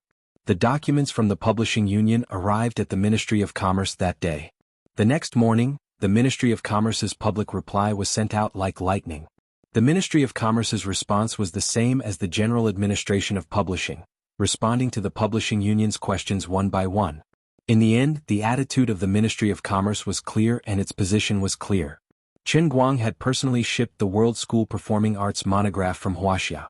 Not only did it not violate the relevant laws, but it was also a generous act committed to spreading the intangible cultural heritage. Moreover, as an academic monograph, Qin Guang's price was relatively low, which was completely different from smuggling, which was a huge profit. It was full of internationalism, and there was no reason to criticize him in terms of legal principles and reason. Although the Ministry of Commerce was not necessarily a monolithic organization, and the main ideology was still anti-Chinese, the pro-Chinese faction moved too quickly, not even giving the others time to react. Furthermore, although the entire operation process happened very quickly and abruptly, it was completely tenable. Unless the current Special Passage Treaty on the world's intangible cultural heritage was amended, there was no other way. No one could stop the 10 million sets of World School Performing Arts from spreading like a virus across the United States. The members of the Publishing Union had no other choice but to bite the bullet. In the end, they had no choice but to reluctantly accept this cruel reality. Fortunately, the high taxes paid by Qin Guang soothed their hurt feelings. If it was in the past, asking Qin Guang to pay hundreds of millions of dollars in taxes was equivalent to asking for his life. But now, Qin Guang Group can make a net profit of nearly $700 million from the global box office. Even if Jin Shiyue and Jiang Yage's companies are excluded, Qin Guang's personal income is as high as $600 million. Qin Guang Media should share the income, and Qin Guang's personal income is as high as $600 million. This was no pressure at all. Now that the box office share had been gradually returned to the account, it was currently in the distribution company opened by Tang Xiao. Qin Guang asked someone to transfer it out and directly paid the bill. In addition, Qin Guang did not completely fall out with the National Publishing Union after all. In the past, Demi often used to give others some benefits. Now Qin Guang was giving them a taste of their own medicine. The order for 1 million sets of deluxe editions was still given to them, but of course the price was not as crazy as before. They even got a discount of 10% more than usual. The reason was very simple. To make a statue of God, what they really needed was a large number of ordinary editions. The deluxe edition was purely for profit. Others cared about it, but to Qin Guang it was dispensable. If you still don't behave, then I won't do it anymore. What can you do to me? As for China, the Chinese version of World School that Qin Guang had personally translated was finally printed and resold to the whole country. As a Chinese with a proper background, his book was first published in English before being translated into Chinese. Qin Guang had no choice but to admit that he had made a huge blunder and attracted quite a bit of criticism from Pinky. However, he was too lazy to explain to others. From the beginning, his target was the Oscars. Of course, it was the fastest way to get it abroad. Those who wanted to criticize him could find it. Even if he explained it to them, they would selectively ignore it. Those who didn't want to criticize him would understand without any explanation. Qin Guang just thought it was ridiculous. The Chinese version was only 10 days late. Did they have to go online and say that he had forgotten his roots? There were even such rumors on the internet, saying that he had even changed his nationality and became a foreigner. Qin Guang did not even want to listen to them. Are you stupid? The former director of the General Administration of Guangdong, the head of a violent organization, and a legitimate deputy minister. Even if I am willing to change my nationality, they should dare to accept it, right? It would be strange if the old men did not fight with me. In the next few days, Qin Guang ran around the United States to watch a few WWE and UFC matches and met those fighting stars who supported him. On the surface, it seemed that he was just returning the favor and going to support them personally. In fact, not many people knew that he had been thinking about what he should do to complete the feat of a physical statue of God. Participating in this kind of competition was mostly meaningless. It was useless even if he was invincible in the world.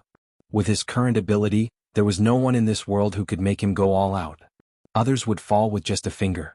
It was not difficult to be the best in the world, but it was difficult to be unprecedented. Let's not talk about foreign countries. Just in China, Qin Guang said that he was the first in history. If others said that he was capable, why don't you compete with Li Yuanba? You have great strength? The flowery monk Lu Zhishan uprooted willows. His strength was no less than yours, right? A certain general held an iron spear that weighed hundreds of kilograms and danced it like a wheel of wind and fire. If you are so capable, go and fight with others. Also, can you defeat Qiyu, the god of war, Xing Tian, the ancient god of war? What? You said that they were mythical figures and did not exist? Yes, we did not have clear evidence to prove their existence or whether they were as strong as the legend said. But you also could not find evidence to prove that they were fake. This was a paradox that made people feel hopeless. Qin Guang could only say, "How can I compare my head to the ancient people who have turned to ashes in the half-life of the elements?" At least he could find a lot of reference materials for acting, and there were authoritative works that could make a clear comparison. But when it came to fighting, there was really no way. The living could never defeat the dead. 3 days later, as more and more people successfully bought World's Pie, more and more people went into the cinema to watch Women, together with the monograph. At the same time, more people downloaded the videos of Luo and Zhu, Thunderstorm, and his public lecture at the International Film Hall of Fame and watched them continuously.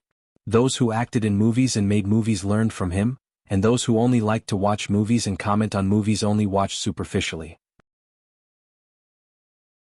Those who didn't understand anything could at least find the real reason why Women, which was played in 2D, could bring them a completely different experience.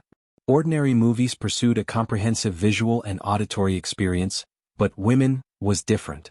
World's Pie was different. They were both performing arts. Others acted in a play, and the audience also watched a play. But for Qin Guang they watched life. As more and more people surrendered to him, Qin Guang almost set off the strongest water storm in history.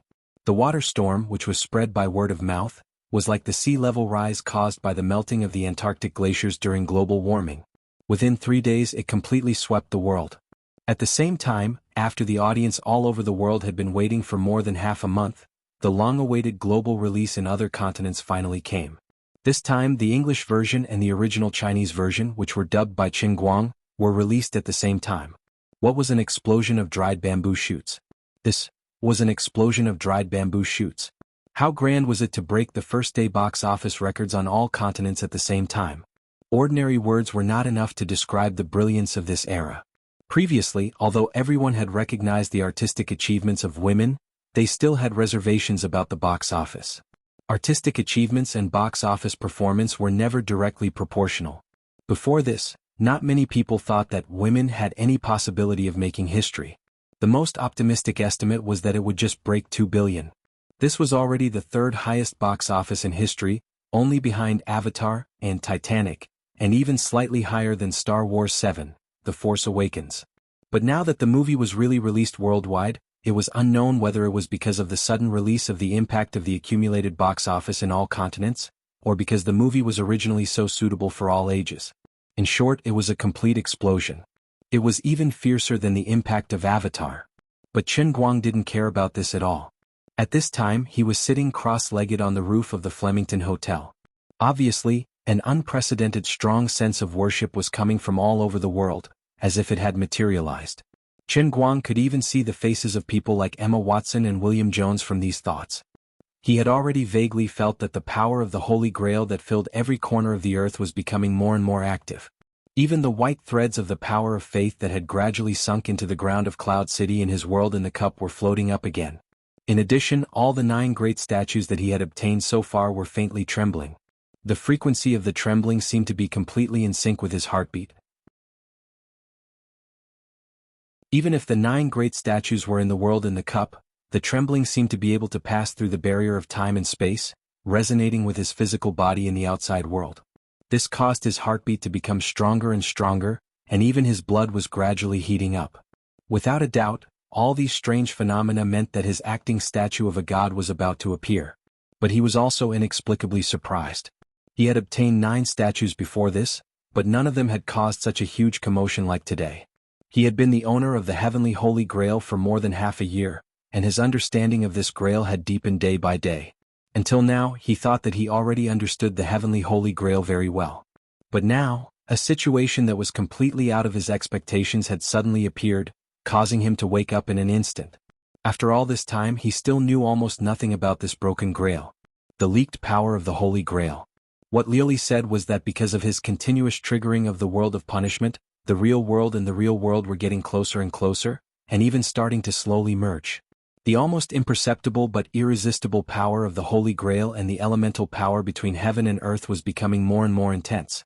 There was also the mutated wolf pack that he had previously encountered in Whitewater River County, or the phone thief who had suddenly died after being arrested by Wu Tong, or the special world in the cup in the laboratory used to study photocatalysis that was inexplicably triggered, and the birth of the new statue that had caused the power of the Holy Grail and the elemental power in the outside world to go berserk at the same time. Then there was the strange phenomenon of his heartbeat resonating with the statue. All of this seemed completely out of the ordinary. Regarding this, Qin Guang only wanted to say 5 words. Absolute dumbfounded. He could only ask Lioli. Lady Lioli, what the hell is this? Causing trouble. The long-lost voice of Lioli sounded in his mind. Don't panic. I'm relieved that you said so. Please show me the way, Lady Lioli. Lioli coughed lightly. There is a very popular saying on the internet. Please say it. Lioli said darkly, life is like being raped. Since you can't resist, then close your eyes and enjoy it. Qin Guang, who was sitting cross-legged, looked solemn, but his heart was like a shrew cursing in the street. Damn it, Lioli's rape theory was the same as the original, pray for your own good, and there is always a way out. To put it bluntly, it was irresponsible. She dragged him, the pitiful savior, into the water, and then she shirked her responsibilities at all kinds of critical moments. She knew how to pretend not to know and deliberately messed with him. Well, if she really didn't know, it seemed to be even worse. We can't do this, right? Let's not talk about my life and death. Just look at the mutated giant wolves in Whitewater River County last time. If they hit the ordinary people, how much damage would they cause? According to the current trend, God knows when they will appear again. You should be a little more responsible. Lioli sneered, that's strange. Isn't this all caused by you? Isn't it you who triggered the world of punishment? Isn't it you who made the real world and your real world get closer and closer? Qin Guang was not convinced. Bah. I didn't know it would be like this before. Lioli used her usual sharp tongue. Why? If you knew it back then, would you have chosen not to use the world of fate and not to save your mother's life? Or would you have obediently let the extremists control your plane and let you and your friends die in the sky? Are you so great? Qin Guang, if I knew it back then, I would really. Qin Guang was speechless.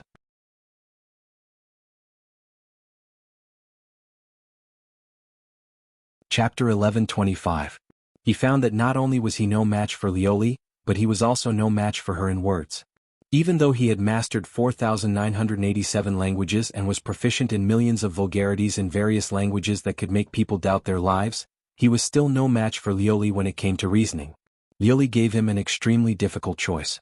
Was he going to sacrifice his mother or drag the whole world down with him? Was he going to sacrifice himself and his woman, or drag the whole world down with him? Even if he had known the result and was given 10,000 chances to choose again, it seemed impossible for him to make such a heroic declaration. Especially the first time, if the choice was a life for a life, Qin Guang felt that he might really be willing to exchange his life for his mother's survival. Qin Guang argued feebly, but I didn't know anything after all. You could have told me earlier. Lioli sneered, but now you already know, and you once again crazily pursue the 10th statue for your own survival. You have accelerated the speed of the integration of the real world and your real world. I didn't know that either. All I could think about was the problem of the statue. All I could think about was the debt of 1.46 billion faith points that I had to bear. I never thought that the moment I got the statue, I would accelerate the integration of the two worlds. And it was because you didn't remind me. I remembered an old saying from your hometown again. I didn't kill the people, but the people died because of me. Qin Guang was infuriated by Lioli's words, but his imagination ran wild. You are a sinister villain. Now I suspect that you are not a god emperor at all. You are an invader from a certain plane, right? You are just using me. You keep tempting me.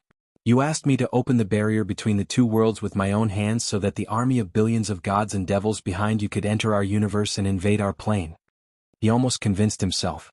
Perhaps he had been dealing with too many movies recently, and he had seen a lot of movies, so there were many similar themes in the history of movies. The more Qin Guang thought about it, the more he felt that his seemingly absurd idea was quite possible. The two so-called gods, Liuli and Lu Ming, never had the slightest majesty and solemnity that belonged to a real god. Their behavior all along was clearly that of the unruly, willful, sinister and cunning demon princesses that were often written in fantasy novels. Qin Guang's memories of Lu Li and Lu Ming flashed across his mind. Except for a few times when Lu Li revealed the so-called true body of the Xinhuang, she was really like that most of the time. Unexpectedly, Lu Li and Lu Ming burst out laughing in the cup world. Lu Ming, fool. Liu Li said, I really think that you should go to the mental world next time and become the most mentally retarded person in the human world. The two deity emperors laughed mercilessly at Qin Guang. However, Qin Guang remained unmoved. He glared angrily and kept a straight face. Tell me, is this real or not?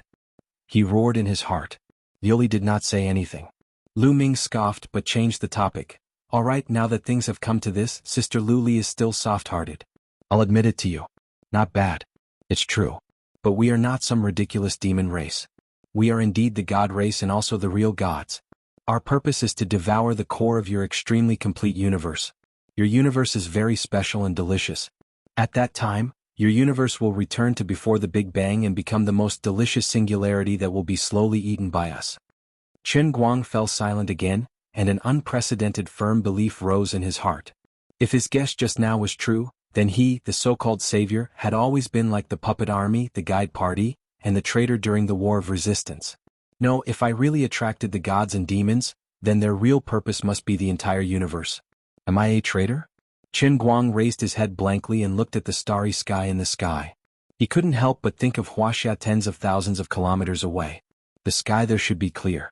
His parents were probably bragging to others that their son was about to become the first Wuxia Oscar winner in history, and his grandchildren in the dormitory should be forging his autographed photos.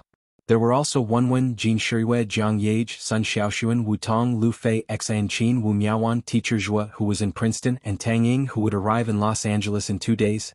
Many names and faces, from family to friends, from relatives to women, many people that he had interacted with in one way or another in his life, or had heard of and admired countless people. A crazy idea suddenly surged in his heart. This idea came extremely abruptly and without warning, but it was exceptionally fierce. This idea occupied his entire mind in an instant and became extremely firm. For family, friends, for Earth, for all of humanity, for the solar system, for the entire universe. I'll jump.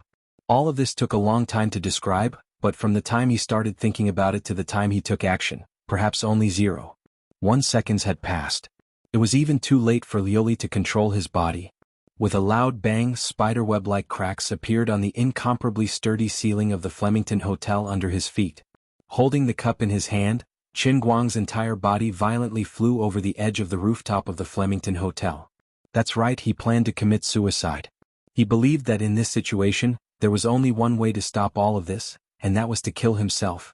Flying over the rooftop of the 19th floor of the Flemington Hotel, floating in the air, Qin Guang silently thought, really, I never dreamed that I could actually be so great. Forget it, it's better for me to die than for everyone else to die. I'm going to die sooner or later anyway. Rather than dragging the entire world to hell with me, I might as well go one step ahead. If everything that happened to me could be recorded in a book, I wonder if the future generations of humanity would laugh at my ignorance and ridiculousness, or praise my greatness and bravery. Death can be lighter than a goose feather or heavier than Mount Tai, but for me, my death is the weight of the entire universe. I can't even describe how great I am. This simple leap of faith of mine, what kind of majestic spirit does it carry? Just as Qin Guang was constantly hypnotizing and numbing himself in his heart, constantly finding millions and millions of sufficient reasons for this seemingly rash and impulsive leap of faith, this conversation appeared in his mind again. Dear Cry, you idiot. This fool really believed it. You don't even know the situation when you're joking. This was Liu Li's hysterical roar. Qin Guang thought to himself, what's going on? Then his eyes widened. What? Dear Cry also panicked. This emperor is King convinced by you. You're really jumping off the building. Crazy. Completely crazy. Still floating in the air with the cold wind blowing, Qin Guang became more and more dumbfounded. Big. *CK. Does this mean that Dear Cry is joking? Impossible. I don't believe it. Feeling the strong wind blowing against his face was almost deformed. He shouted like this, but not a single sound came out. Lioli quickly explained, "Do you think this is possible? If it's really like this, why did we go through so much trouble to help you? Also, don't you feel that it's strange at all? Sometimes your control over the heavenly Holy Grail far surpasses this emperor. You don't feel it at all? Just like when you wanted to get customized training, when you used the Heaven's Line Grail in batches to improve yourself, your sovereignty over the heavenly Holy Grail far surpasses mine and Dear Cry's by countless times." Dear Cry also explained at the side, "That's right, my body, Sister Lioli's divine soul and the heavenly Holy Grail are all partially fused, but my control over this lousy heavenly Holy Grail is still surpassed by you, because the heavenly Holy Grail is you." "Enough. Dear Cry, don't say any more." Lioli suddenly interrupted Dear Cry and said, "In short, Qinguang, you have to believe me, I swear on my godhood, we are definitely not those strange things that you think. Also, the reason why it became like this is indeed not the fault of this emperor and Dear Cry. You are indeed the most fundamental reason and even the only reason. The inside story is extremely deep with your current realm, even if I tell you clearly you won't understand."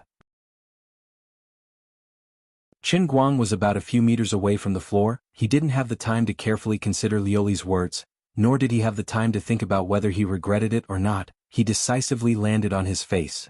"You're tuning in to the Han Li's Wuxia Chronicles YouTube channel. We're so grateful for your support, and don't forget to subscribe to join us on this incredible journey through captivating stories. Your generosity through donations truly makes a world of difference, as it's the primary source of revenue that allows me to expand and enhance this channel for you. Thank you from the bottom of my heart for being a part of this adventure."